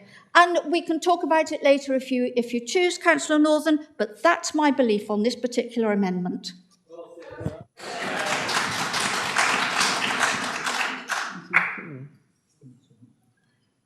Councillor Flower. Thank you very much, Madam Chairman. I hadn't been planned to say very much about this particular item tonight, but I'm going to, because I've been encouraged to by some of the remarks from the Weymouth councillor. First of all, can I compliment the panel on a thoroughly good job? And I've got experience of this. I've done quite a few boundary reviews, did one in 2018, with the support of colleagues around this chamber. We did a good job then, and I think Nick and the panel that we've got before us tonight is a good job. And I think it's fair, I think it's sensible. I support his view about going to 84. We made 82 work last time. Numbers have gone up, 84 is a better balance. So I'm very supportive of that. And it's interesting, I like history. And I think history can develop quite a lot of wisdom if you look for it. And the wisdom in the 2018 report that the Boundary Commission prepared had Littlemore and Preston as a two-member ward. And the other thing is we did have one or two wards that were out of line with a plus or minus 10, not very much. And I note from what's been said, there's one in Portland, but it's coterminous with the parish boundary. Why would it be different? Support it, even if it is slightly out of line with a plus or minus 10. There's a couple of others in the report. Overall, I think this is a very, very good report. There's no need for any amendments. I think it's change for the sake of change. I certainly won't be supporting it. And we've got a two-member ward in Westham. We used to live in Westham, so I know what Westham looks like. Mighty Westham, thank you very much. Alex, very supportive of two-member wards, so you obviously won't be supporting the amendment tonight. Well done. And we did have a criteria last time round that we had single-member wards in all our rural areas, but we recognised that in urban areas you can have single, two-member and sometimes three-member wards to make the plus or minus 10% work. And I commend what's been done by this panel, and I support an awful lot of what Kate had to say tonight. So please don't support this silly amendment. Everybody, move on with what we got before us. It's been thoroughly done. It's been cross-party. I think the officers have done a fantastic job, as have the panel. Support what we got before us, not the amendment. Thank you, Chairman. Thank you. Councillor O'Leary. Thank you, Madam Chairman. I suspect there's no surprise I'll speak on this matter. I expect there will be a surprise. I intend to actually tone down the debate somewhat. Councillor Norton, thank you for that interesting history lesson on the ward I was born in, I live in now, I grew up in, as did my family members. I will say, if you're that concerned about it, you are more than welcome to stand against me at the next election in one of them. I'm not going to speak about the numbers aspect. I think Councillor Dickinson said this. Why are we going to have a ward that's 14% over when we could have a ward that's 7% over? That just makes sense in my mind. And it's not merging the two wards, it's keeping it as it is and accepting, which we are both doing, mine and Councillor Dickinson, the extra 500 houses from Councillor Tarr's ward. Happy to do that on this occasion, despite previous reservations, and I've changed my mind on that. I think that's a very healthy thing to do. But I am going to speak as someone who's lived in this area their entire life. I was born on Littlemore, I grew up there, went to school there, I was christened there, I bought my first house there. And I went to school with people from Preston, I worship at church with people from Preston, and I even dare to defy the yellow highlighter mark by Councillor Northam on the map to have people from Preston around my house. They might be of a different class in his mind, but they're more than welcome for a burger around there. We're not completely different. It's a very, very outdated class-based argument, I think Councillor Northam's made to me, I think on many occasions. And I am going to speak quite passionately. It's one that I've had to put up with my entire life. Oh, you're from Littlemore, you're different, you're different. And I'm afraid to then separate them now because they are so different, it's just going to reinforce the sort of snobbery I've had to spend 27 years, and I know I look older, years putting up with, frankly. And I wasn't scheduled to say that, but that had to be said, I'm afraid. And sorry if I do get emotional, but I do love this place. And I've worked closely as a ward member, the honour of my life for Littlemore and Preston, to work with the Littlemore and Preston community policing team because they're lumped together in that. The churches are lumped together, it's Littlemore and Preston. There's so many ways that these areas are connected in the modern world, not Littlemore as it was 30 years ago in some people's minds. The world has changed. Littlemore has changed. I still love it, but it is different. I'm afraid the belief that we're completely different is quite offensive in many regards. Councillor Northam's amendment and the arguments he's used is quite frankly, I'm afraid, gerrymandering. It is the politicians choosing the voters as opposed to the voters choosing the politicians in this case. At a level of town council, it is separate. If you're thinking you're going to liberate the people of Littlemore from some conservative overlords, I won the Littlemore ward that is separate at town council level as well. It's not that different anymore. I was born in a council house and times weren't always hard for my family, but that is no different than Councillor Dickinson's background, who happens to now live in Preston. Councillor Northam's obsession with splitting my ward, which doesn't affect him in any way, is concerning, especially when it was clear that he lost the vote on the working group 9-1, with members of the Green Party, the Independents, and the Liberal Democrats and Labour supporting the position that I wanted, which is to keep it as it is. If we're looking at splitting county wards in the same way they're done on town, that is not what's done. We're not going to split Swanage into north and south. We're not going to divide Blandford up into the way it's split at town council level. It's the same for many other town council wards. It's just trying to chase perfection where it cannot exist, sadly. Councillor Northam is a big follower of single-member wards, but I notice that he does not favour splitting Westham in half, and neither would I. Mighty Westham, not as good as Littlemore, I'm afraid. I've just lost that vote, if I ever had it. But I notice he's not interested in splitting Westham, which happens to be a Liberal Democrat ward, and I wouldn't accept that either. But this would leave Preston 14% overrepresented, while other areas in Weymouth are around 5 to 7% underrepresented, apart from Littlemore and Upway and Broadway. Thank you, Councillor Leary. Thank you. You've had your 3 minutes.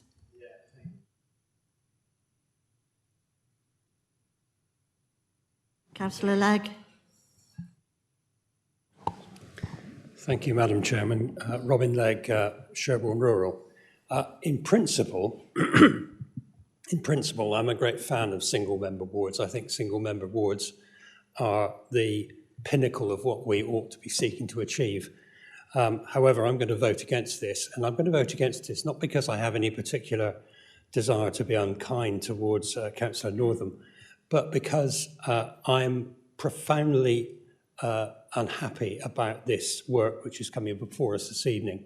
I'm sure that members who sat on the working group have striven really hard over many weeks, months even, to come up with a scheme which works. But I don't think the scheme works at all. I think it's unacceptable. The variations between those who represent the electors of this county are too great. I've never quite understood, actually, the argument which comes from urban members saying that somehow or other we have all these distinct communities within our urban area and they are separate.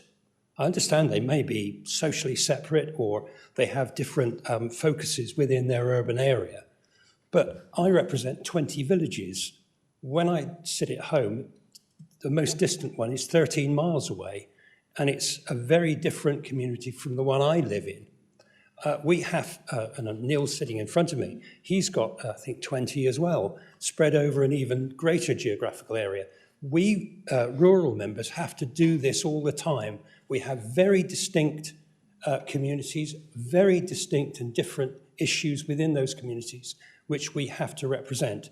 One of the problems with this authority that it has failed to address over probably more than a decade is it hasn't got to grips with redistributing the electors amongst polling districts. And I think Verwood is actually a prime example of this. You've got one polling district with something like 5,500 voters in it, with a satellite of other polling districts around it of 2,500, over 3,000 voters. You cannot have that kind of disparity. And then other polling districts with very small numbers in the hundreds around it, and expect to carve that up in a way that makes any democratic sense at all. I intend to speak later when you come to the vote on this, Madam Chairman, because I shall be opposing the whole scheme. Thank you. Councillor Hope. Thank you very much, Chair. I wasn't going to speak on this, and I will say that I have supported Councillor Northam bring forward this amendment purely for the fact that we as a chamber could discuss it.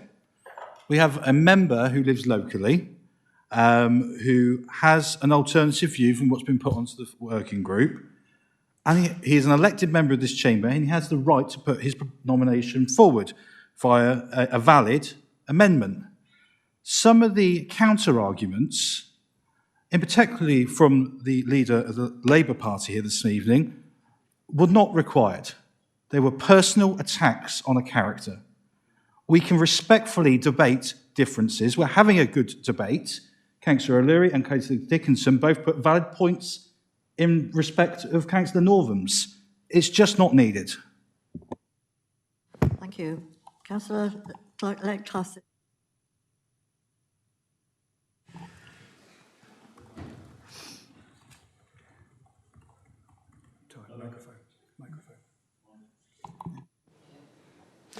Thank you, Chairman. Councillor Knoxshurin Lacey Clark, it is a very complex name, I apologise. I'm a member of a two-member ward, so believe me, I really like one-member wards.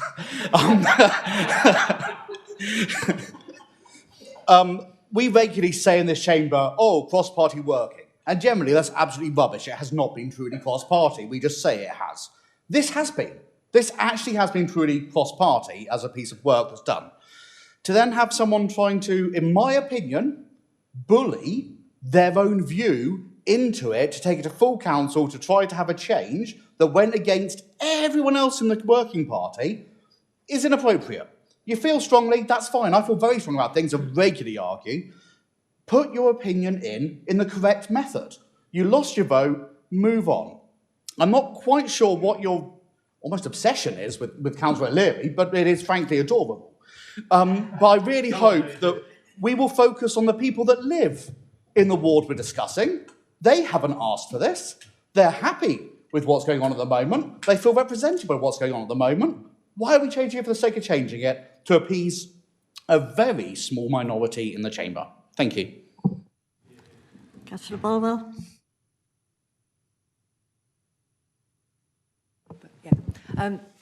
Getting all the names wrong tonight. Trying. Thank you. Thank you, Chairman. Laura Beddoe, West Purbeck.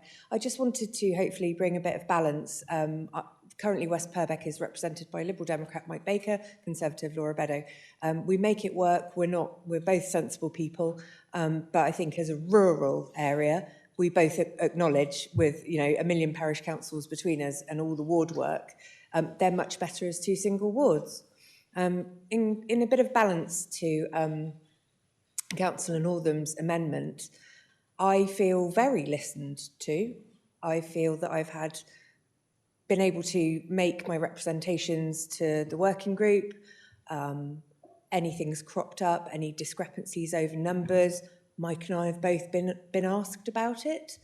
I'm sort of slightly baffled as why a member of the working group would make an amendment tonight. So I just wanted to say that hasn't been my experience. I found it to be genuinely cross-party. I found myself to be genuinely listened to.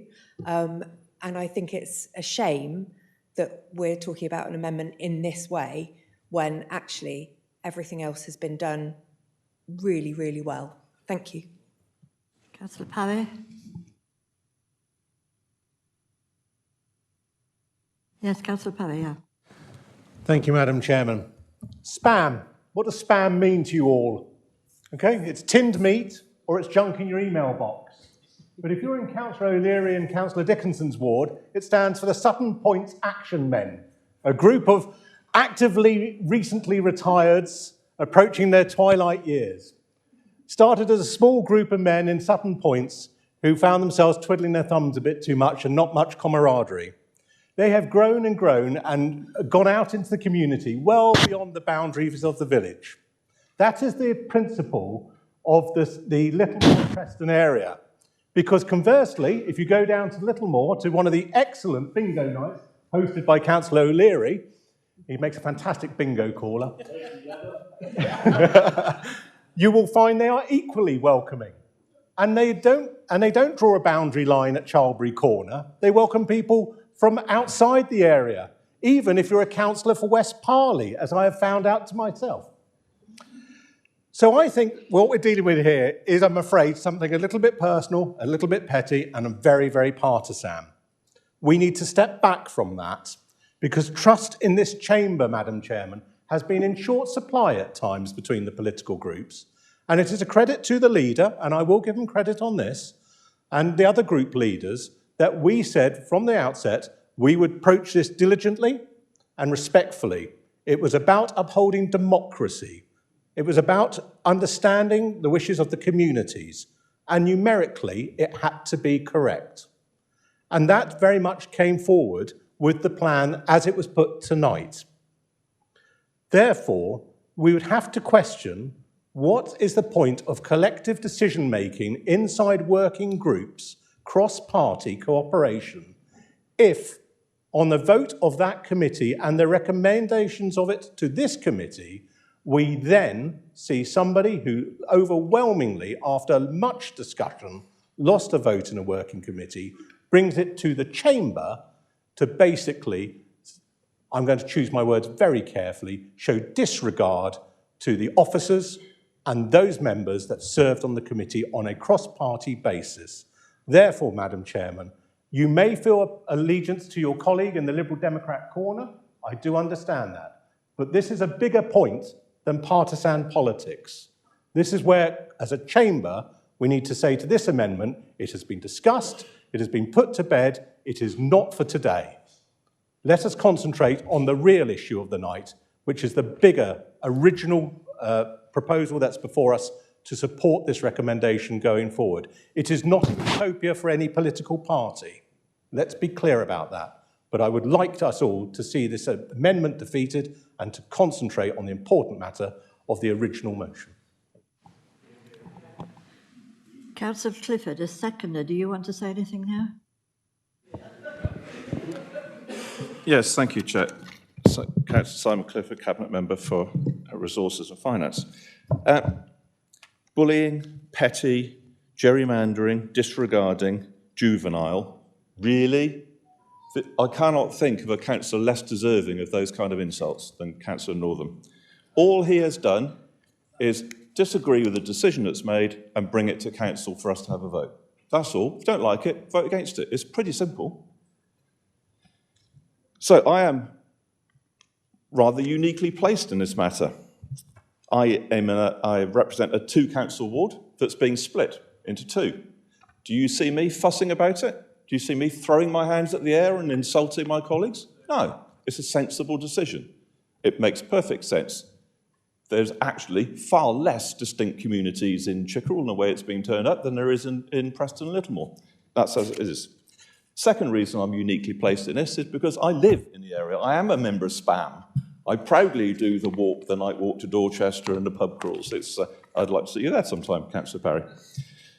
So I have a view on how the communities are, and I agree with Councillor Northam that there are, if you want to define communities, you can say there's a very distinct difference between Littlemore, with its much more community-based, and Preston and Sutton Points. I do wish we'd use Sutton Points a little bit more in the conversation, which are largely housing areas with smaller communities.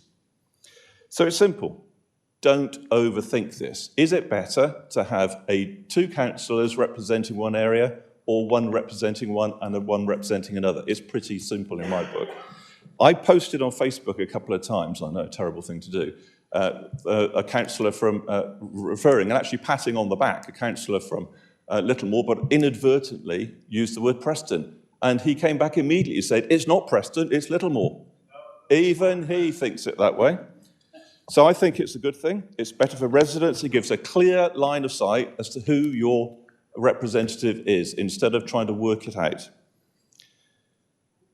There are two good local councillors here, but it's a mess for local residents. And I think that it's a very sensible move. I would urge everyone to say the principle is, where possible and where you can draw a line, that you should have single-member wards. The fact it's over the 14% is something for the Boundaries Commission to consider. We don't need to worry about that. They will come back with a view, and we'll then have to obey whatever they say. So, for my view, it's sensible, and I'm just disappointed the level of debate descended so quickly. Councillor Liu, you've spoken once, so that's it for the debate.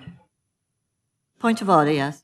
Point of order 17.9a. I just want to say I misquoted. I did say Littlemore and Preston, actually, Councillor Clifford. I'm afraid I've got to correct you on that. Thank you for that. Councillor Ireland, as a proposer of the original motion, do you want to come back? I don't really have anything really to add to the debate other than, I stand by the work of the working group. It was totally cross-party. We did come to an agreement, and I stand by that. Right, we will now take the vote on the amendments.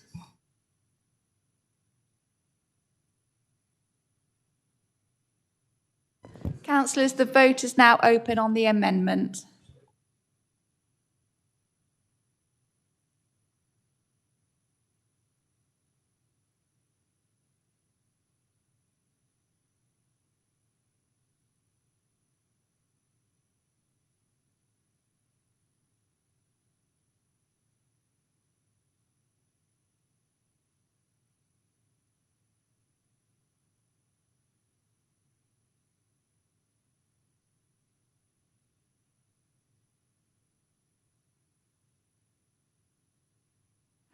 And the results of the vote are 12 in favour, 47 against, 10 abstentions. The amendment is therefore lost. Thank you. Thank you. Are there any more amendments to the original proposal? If there are no more amendments, we will take the original proposal on 2-1. The full council agrees the warding pattern. Oh, sorry, Councillor Legg.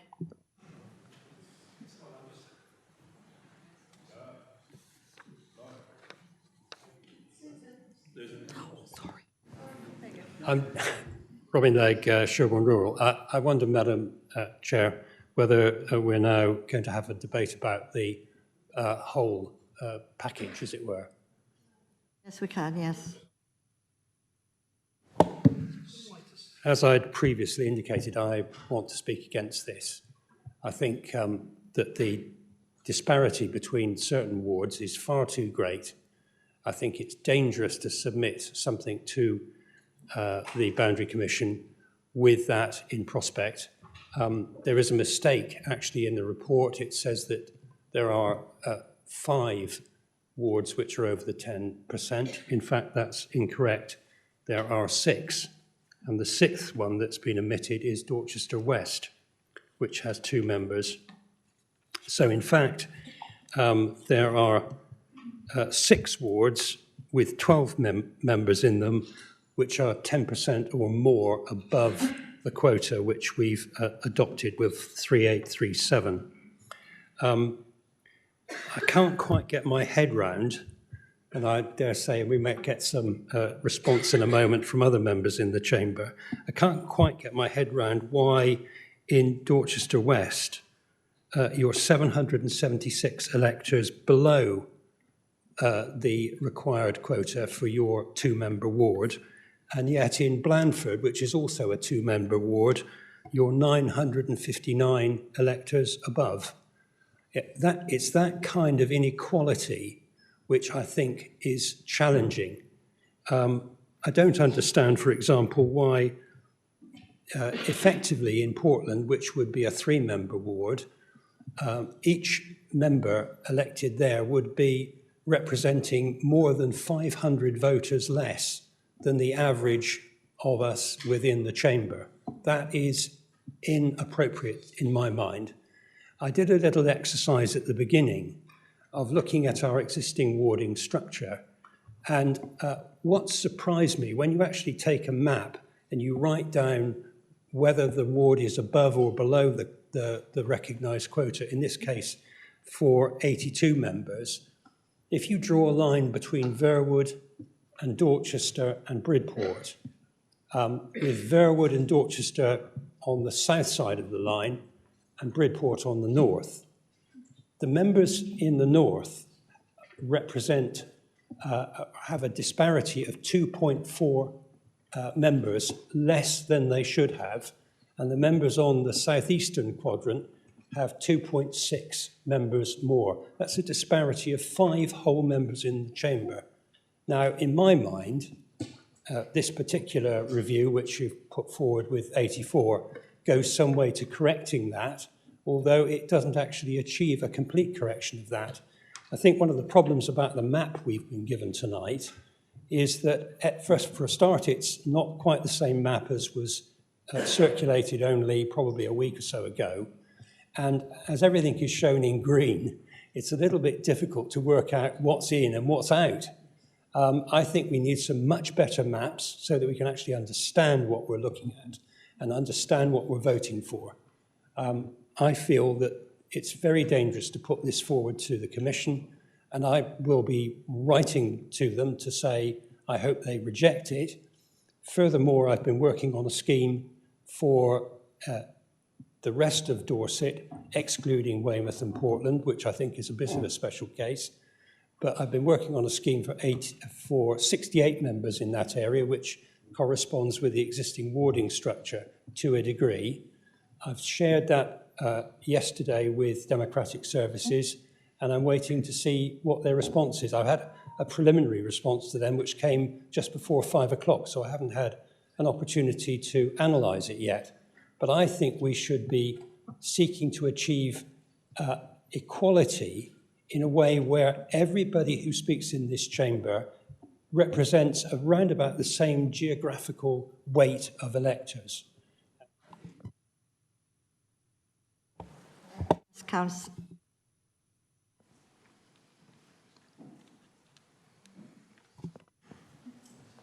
Yeah, thank you, Chair. I'm going to try and cut to the chase here. I was on the previous incarnation of this. It's an incredibly difficult, incredibly gruelling process, and I have every confidence that the individuals that were on the panel this time have done the absolute level best. they could and worked incredibly hard. Councillor Orrell substituted for me this time, but I attended one of them and I saw them in action. You know, really, really incredible endeavour. I think there's a simple point here which we need to clarify. I think Councillor Ireland said it in his introduction, that if we vote against this tonight, then it's out of our hands. And whether you like it or not, actually, do you really think that the 10 or however many individuals are our colleagues within this chamber, do you really think that the Electoral Commission is going to come up with something better than those 10 individuals do? Because if you do, I think that's quite disrespectful. So I think we should just get on with it, really. Thank you. Councillor Fry. Thank you, Chair. I was part of the working group, and my ward, Dorset West, is one of the ones that Councillor Legg was talking about. We considered the working party, cross-party working, but tried to get the very best we could get to get the numbers right for the Electoral Commission, because that's the bit that they really worry about. Yes, there's other priorities, as we know, community and other bits, but it's the number of votes. We tried really hard, and my ward was subject to quite a bit of discussion, particularly by the officers, trying to make the numbers work. There has been a little bit of tweaking. I've got now, or Dorset West has got a little bit of ground from Dorset East to try and make the numbers right. A lot of thought and consideration has gone into every ward here. Without a major rejig, you change one ward now, you change everything. So let's leave it as it is, let's vote for it, and let's get on with things.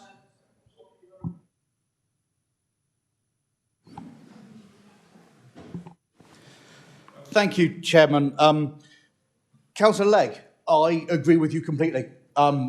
Because I'm a numbers person, I look at the numbers like you do, and I see the massive disparity. But I'm going to take this chance to quote, actually I'm going to do a Simon Christopher, to quote Winston Churchill, democracy is the worst form of government, and apart from all others that have been tried, or something on those lines. There we go, I was close enough, thank you, Steve. What we've got is we're trying to make numbers work on humans. And as someone that is Asperger's, I love trying to do that. However, it rarely works. And the way that our settlements are created, they will not fit the numbers we wish they would. This is our best attempt currently at it, and I think we should support this wholeheartedly. And hopefully at some point when we can regiment that everyone has to live in specific places to make the numbers work for boarding, that'll be lovely. But until then, let's work with what we've got and fully support it. But I don't want you to think that I didn't agree with you, because your numbers, you're completely right. Councillor Leary. Say move to the vote. Councillor Jefferson. Councillor Sherry just from the Hillforts and Upper Tarrant Ward, and I'm very sorry before we move to the vote, but I want to do something very, very trivial compared with what's been going on here and suggest a change of name for one of the wards, and I understand this is how I have to do it, by proposing an amendment.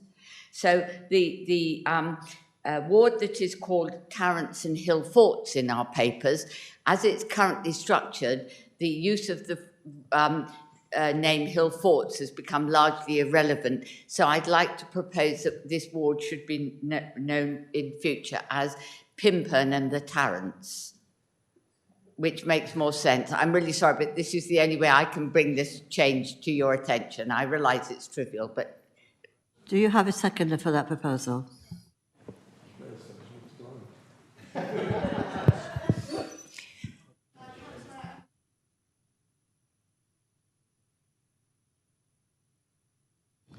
Anyone want to speak on that amendment?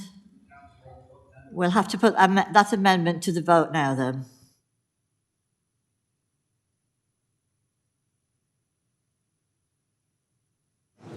Councillors, the vote is now open for the amendment proposed by Councillor Sherry Jesperson.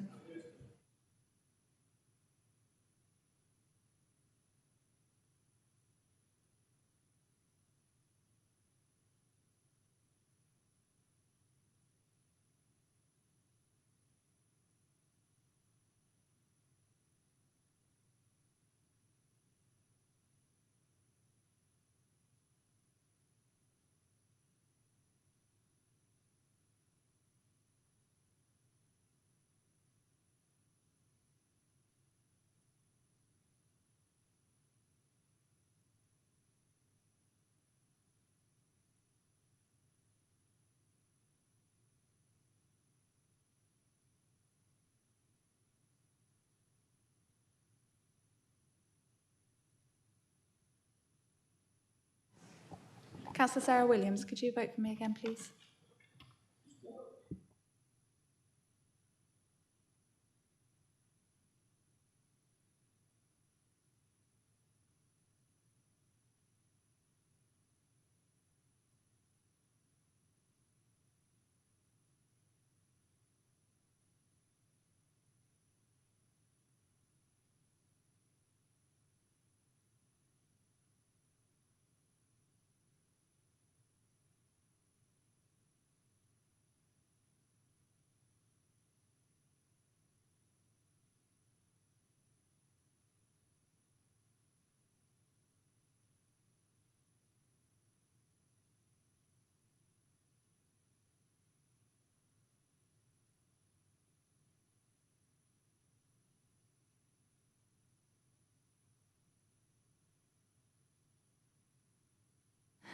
Thank you. And the results of the vote on the amendment are 59 in favour, 4 against, 5 abstentions. The amendment is therefore carried. Thank you. So you now have Pimpern and Tarrant. Are there any more amendments? That's for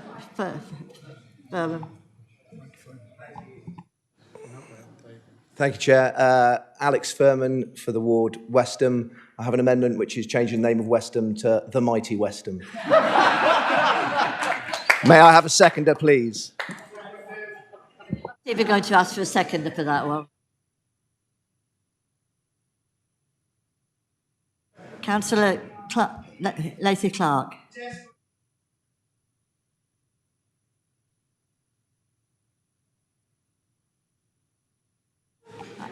I don't think we seriously want to have a vote on that, so we'll pass by that one.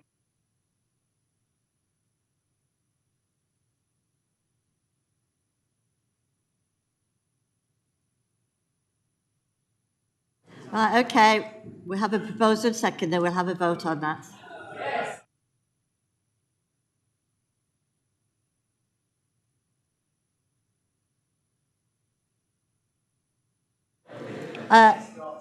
Have you withdrawn your proposal?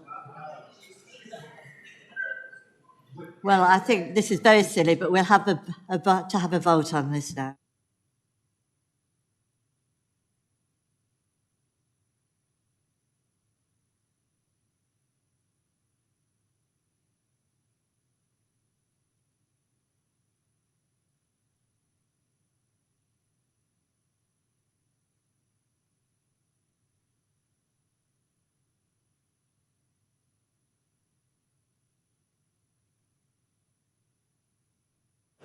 Right, yeah. So we've got a nomination in a second. Right, unfortunately, I think we don't want the council to become silly, so it is rather disrespectful. We are not going to take this to the vote. Any more serious amendments? If there are no more serious amendments, I will ask Councillor Ireland if you'd like to sum up. Councillor Fry? No. Right, we will now take the original proposal to vote. Substantive motion.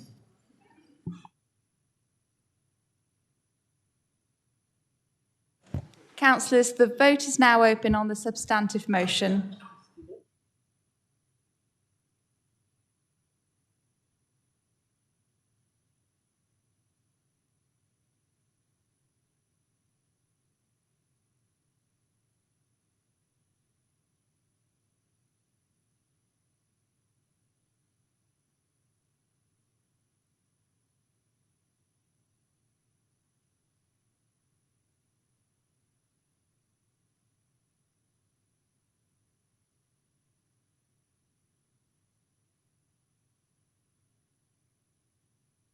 And the result of the substantive motion are 67 in favour, 2 against, no abstentions.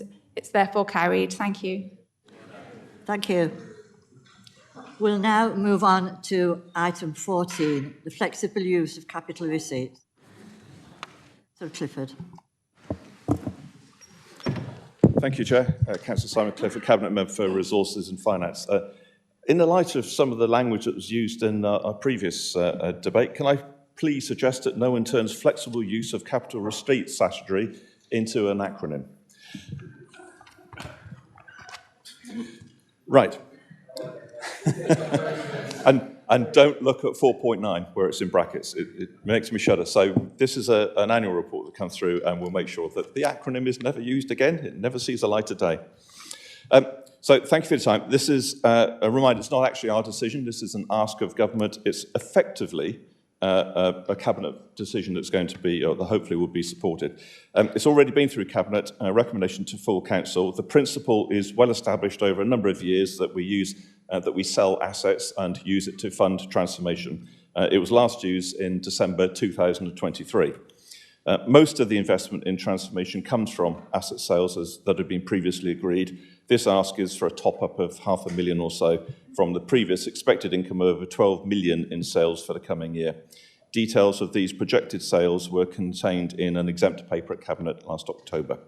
I think it's non-controversial, and I hope it's supported, and I'm happy to move the recommendation and take questions. Seconded by Councillor Todd. You have to speak now. I'll reserve my right to speak later if needed. Anyone like to speak on this item? Now, would you like to speak now, Councillor Todd? I don't think it's needed, thank you.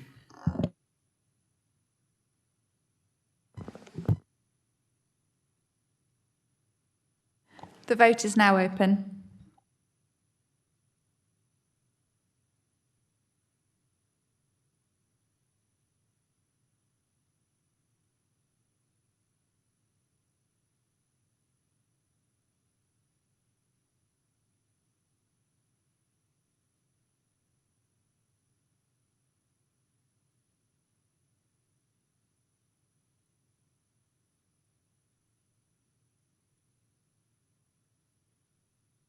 Councillor Crabb, could you vote for me again, please?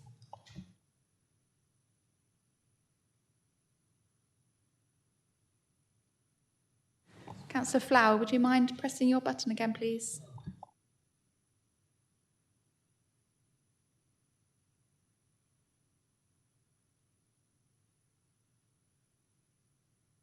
Councillor Furman, would you press your button again for me, please?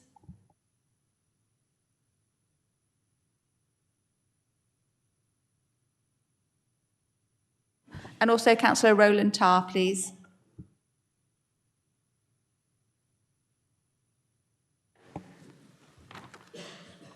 And the results of the vote are 68 in favour, 1 against, no abstentions. The motion is therefore carried. Thank you.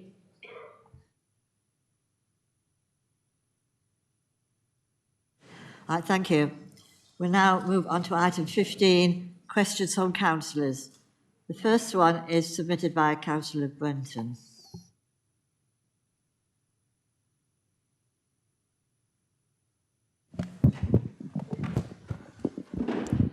Thank you, Chair. Councillor Brenton, Litchett and Upton. I have been asked to bring this question to full council just to give it some publicity. I'm a member of the Local Access Forum, and they have asked me to ask this question in public so it's recorded, so everybody knows they exist. Under the provisions of the Countryside and Rights of Way Act, year 2000, local highways authorities are required to prepare and publish Rights of Way Improvement Plans, ROIPs. These are the prime means for an authority to identify and prioritise actions to bring outdoor access up to date, addressing a range of issues such as recreation, sport, transport, health, economy, land management, tourism and planning. A new assessment of the matters set out in these plans must officially be undertaken every 10 years and the plans reviewed and amended as necessary. The most recent plan for Dorset covered the year 2011 to 2021, meaning it was prepared long before LGA reorganisation. Dorset Council officers carried out the initial consultation in 2021, but 5 years later, the ROIT plan has yet to appear for formal consultation. Comments made in 2021 will probably now be out of date. The timetable has slipped on numerous occasions, and the deadlines shown on the website have yet again been missed. The Local Access Forum was established under the same legislation to advise Dorset Council on the improvement of public access to land and related matters. They've been monitoring the situation, have offered their services in assisting with the preparation of the plan, and have regularly asked officers for updates. Given that a well-maintained rights-of-way network has been recognised as part of Dorset Council's natural environment, climate and ecology strategy, and the renewal of the ROIP is specifically mentioned in the Dorset Council plan as a key action in responding to climate and nature crisis, the question is, can the Cabinet Member for Place Services explain the lengthy delays with the production of the ROIP, provide a new timetable for its expedient production, and assure members of the Council and members of the Local Access Forum that there won't be any further slippages and keep the Local Access Forum fully appraised of the process? Thank you. Councillor Andrews to reply. Thank you very much, Councillor Brenton. Councillor John Andrews, Cabinet Member for Place Services, Member for Sherborne East. Thank you for that from on behalf of the Local Access Forum. Our right-of-way improvement plan is our practical way for improving and maintaining Dorset's footpaths and bridleways, so more people can use them safely and confidently. The Council recognises there's been an unacceptable delay in producing updated plans dating back to 2021. I apologise to members and the Local Access Forum for this. The work has taken longer than it should have because we've had to pull together evidence and priorities across the whole new unitary council area and update the assessments and action plans so they are robust and usable. We now have reset the timetable. A draft ROIT will be ready for consideration by the Place and Resources Overview Committee on the 9th of July 2026. Before that meeting, officers will share a working draft with the Local Access Forum for early input and comment. On preventing further drift, it would be responsible to give an absolute guarantee, but this timetable is deliverable and is being actively managed. The Local Access Forum will receive regular updates and sites of drafts as they develop it. If any risk to the timetables emerges, the forum and the members will be told promptly, with clear reasons and the next steps. We will also ensure that the public timetable on the council website reflects these milestones. Thank you. Do you want a supplementary? No supplementary, just thank you very much. That's exactly what they wanted to hear. Thank you. Thank you. Second question is submitted by Councillor Legg. Thank you, Madam Chairman. Robin Legg, Sherborne Rural. I've got two questions. The first question is, following the devastating fire at Newell House, Sherborne, on the 26th of April, can you explain why Dorset Council paid no heed to the warning given by the police and the fire service in September 2025 that the building was at high risk of an arson attack? Will you now make a commitment to the people of Sherborne that you will do everything necessary to ensure this uninsured building does not remain as a burned-out wreck for years to come? Councillor Bartlett.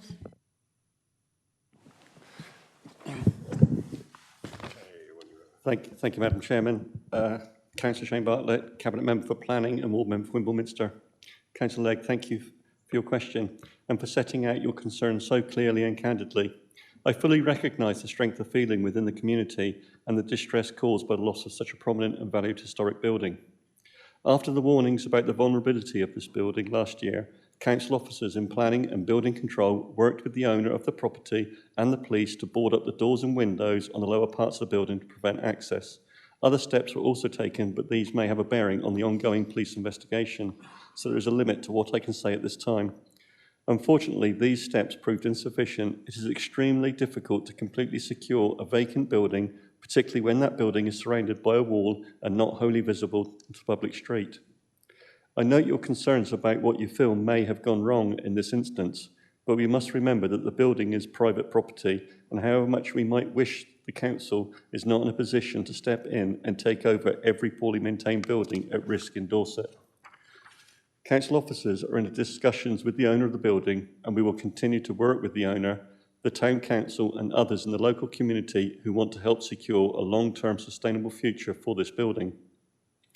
Finally, can I thank you to, Finally, can I say thank you to the emergency services and council employees who responded to this fire.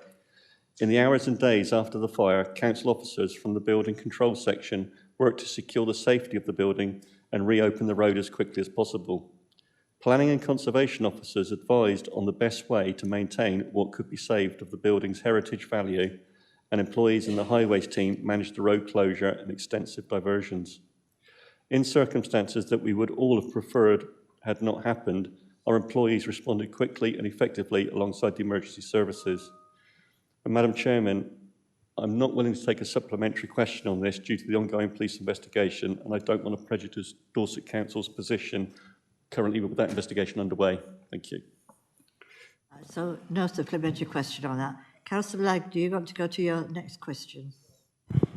Could I say in response to that, Madam Chairman, that I don't wish to ask a question about the police investigation, but you said in your answer, and I would like a reply, please. You said you're willing to work with the Town Council and other councillors in the area. I wrote to Nick the day after the fire. I haven't had a reply, Nick, and I know the Town Clerk wrote to the Chief Executive.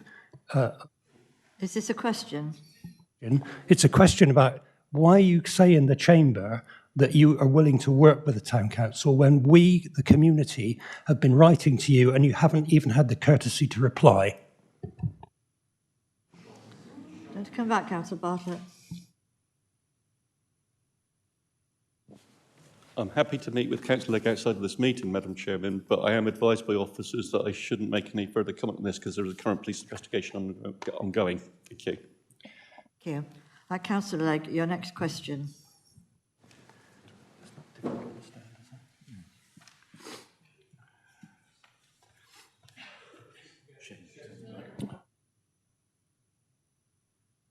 Right, okay.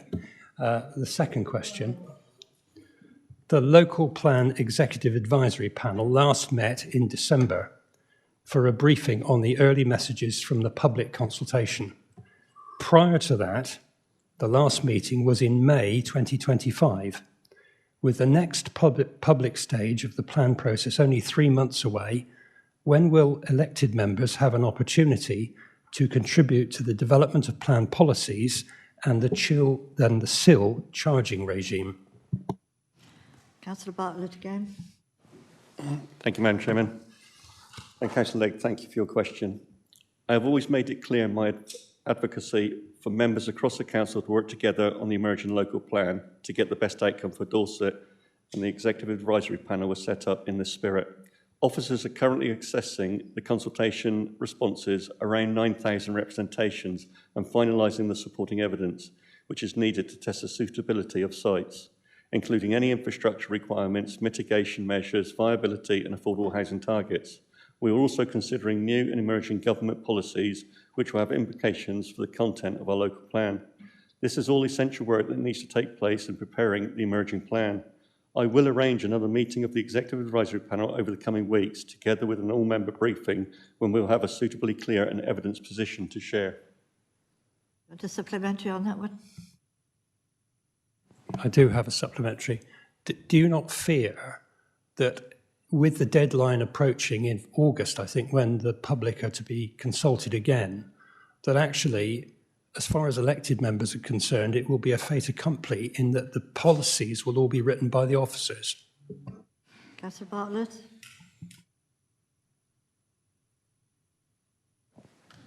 Madam Chairman, in reference to the answer we're already giving, that we'll meet again when there is a suitably clear and evidence position to share. Thank you.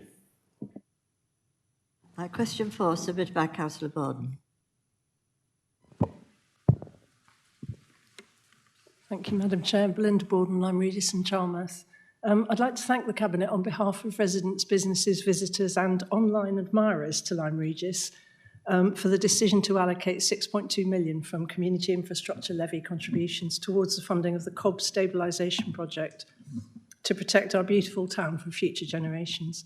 I'd also like to thank the Parking Services team for working constructively with Lyme's business representatives to assess whether reducing parking fees in winter might increase revenue by encouraging more use during the less busy months. Could I ask the portfolio holder for Place Services whether he would visit Charmouth and Lyme to see whether we could develop a properly holistic approach to parking enforcement, including preventing the loophole used by holiday lets and Airbnb owners to enable multiple cars to use one residential parking permit, considering how best to deter people parking all day in 1 or 2 hour short-term on-street bays, prioritising the repainting and installation of double yellow lines to deter thoughtless and dangerous parking on residential streets, posing serious risk to drivers and pedestrians, and mitigating the impact of delivery vehicles which ignore the seasonal loading restrictions. The flip side of trying to resolve parking problems is, of course, to support well-connected public transport services. The new community weekend night bus, LB1, between Bridport and Lyme Regis, conceived and developed by West Dorset Commons, funded by the Western Gateway Transport Body and operated by First Bus, in collaboration with Lyme Regis and Bridport Town Councils, launched on the 1st of May to great excitement. Would it be possible to work with Devon County Council and Axminster Town Council to extend this service to Axminster Town Centre and Railway Station to enable evening bus connections for rail passengers and ultimately reduce the volumes of car traffic descending on Charmouth and Lyme? Councillor Andrews. Councillor John Andrews, Cabinet Member for Place Services and a Member for Sherborne East. Thank you very much for your question, Councillor Bolden. Can I thank you for your invitation to visit Charmouth and Lyme? I'd be very pleased to meet with you to discuss the future parking issues that she has, or the issues she's raised. I will be accompanied by Mr. Britton and Mr. Westwood, the Parking Services Manager, when we visit Charmouth. They promised me, only on the guys that I'm going to buy them an ice cream, I think. But to cover the last part of your question regarding the LB1, weekend evening bus service, Dorset Council is very interested in this pilot scheme and will be keen to understand the passenger usage in order to assess the long-term sustainability of this type of service. It's therefore important that the performance of the pilot is closely monitored to build a robust evidence base around demand, usage patterns and financial viability. A clear understanding of these factors would be essential before any changes or extensions could be considered. Should the pilot prove successful, we would welcome the opportunity to explore potential extension of the service in partnership with Devon County Council, local councillors and relevant communities, alongside the bus operators, subject to the availability of funding. Do you want a supplementary? No, that's absolutely fine. I'm happy to treat you to an ice cream. Question 5, Councillor Haynes. Thank you, Chairman. Councillor Jill Haynes, Chalk Valleys Ward. Way back, February 24, I presented to full council a paper proposing to charge double premium on council tax for second homes. The proposal was agreed with some specific changes in an amendment proposed by Councillor Ireland. That 40% of the additional income from the council tax on second homes in Dorset would be allocated to the housing budget annually. Any unused or unallocated funds from this budget would be transferred to the housing reserves at the end of the financial year and ring-fenced, thank you, Spencer, and ring-fenced for new supply. And any income clearly generated from this budget would be transferred to housing reserves. And the budget be used for the following purposes, and it's late tonight, I'm not going to go through all those bullet points. But following a written response from the leader to one of my residents, it's come to my attention that the sum collected from the second home premium in 25-26 was £12 million. Great. As only 8 million was predicted. However, the council's portion of this, I believe, is only 10.1. So it does mean that some £4 million of additional funding should be going to securing affordable housing for Dorset residents. However, when I spoke to housing, they weren't aware that that money was supposed to be coming in our direction. So, as we're now a year into getting this windfall, can the portfolio holder inform us how much of this money has been spent on actual affordable housing and how many homes have been built or purchased using this money? How much money has been raised in interest on the 12 million and transferred into the housing budget? And if the money has not been spent yet, could we be reminded of the reserves from this windfall in the housing budget? I do hope that's going to be a separate budget line in future. Thank you. Councillor Taylor. Thank you. Councillor Jill Taylor, Cabinet Member for Housing and Homelessness. First of all, thank you very much for your question. I love it when we have questions on housing come into this because it gives me a really good opportunity. And as I will always say across the chamber, if anybody wants to meet and talk with me on housing, please do. I'm always here. Before answering the specifics in your question, I must clarify that of the 12.6 million collected from second home council tax, Dorset Council's share of this was 10 million.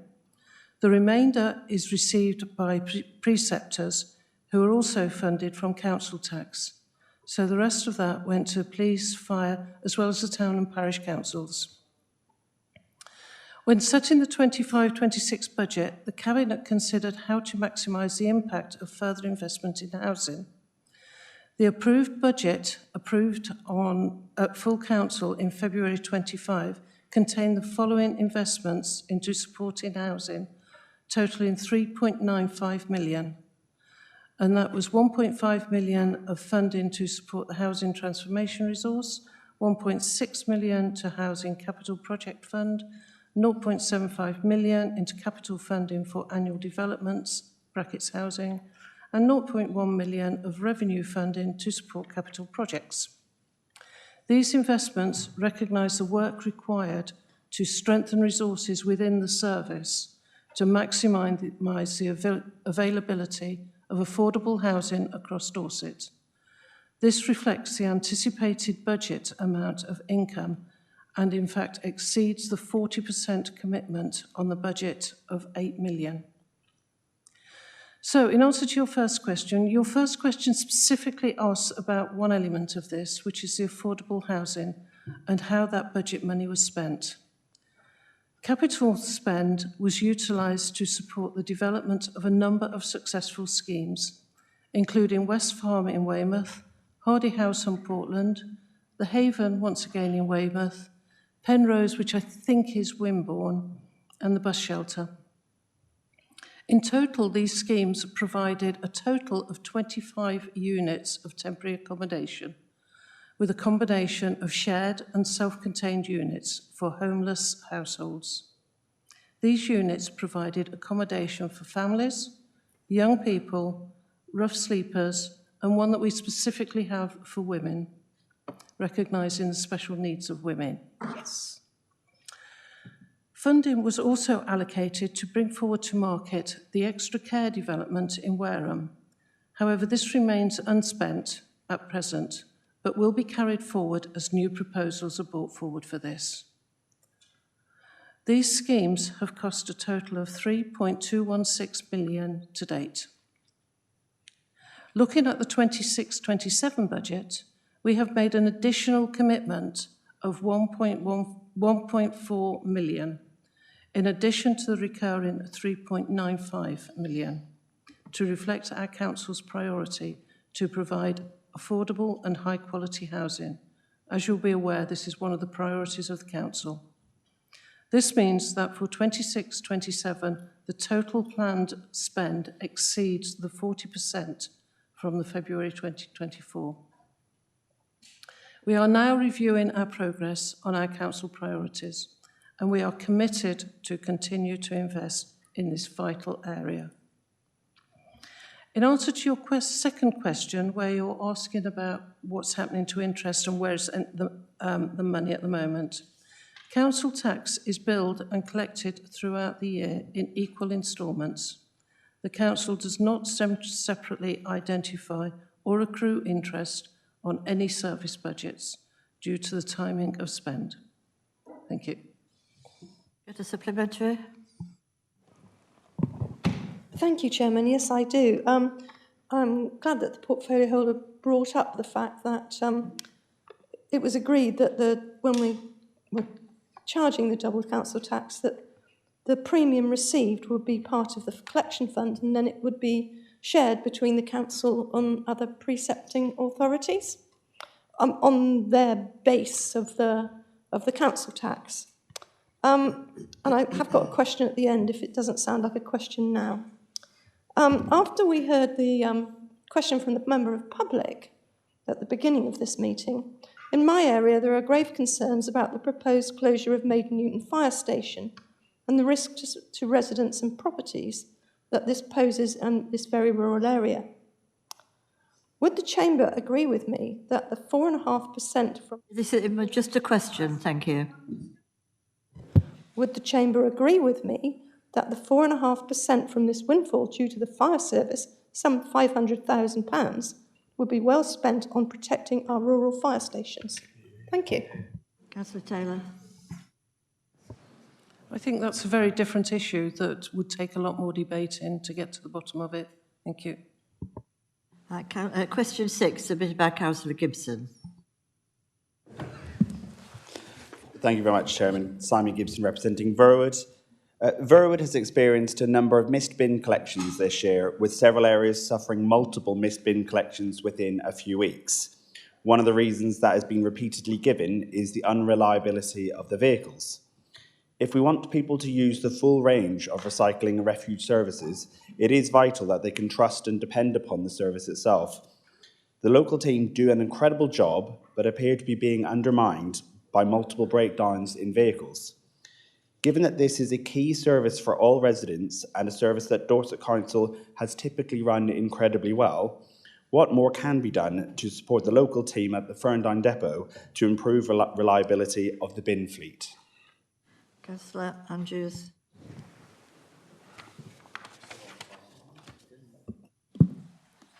Thank you for the question, Councillor Gibson.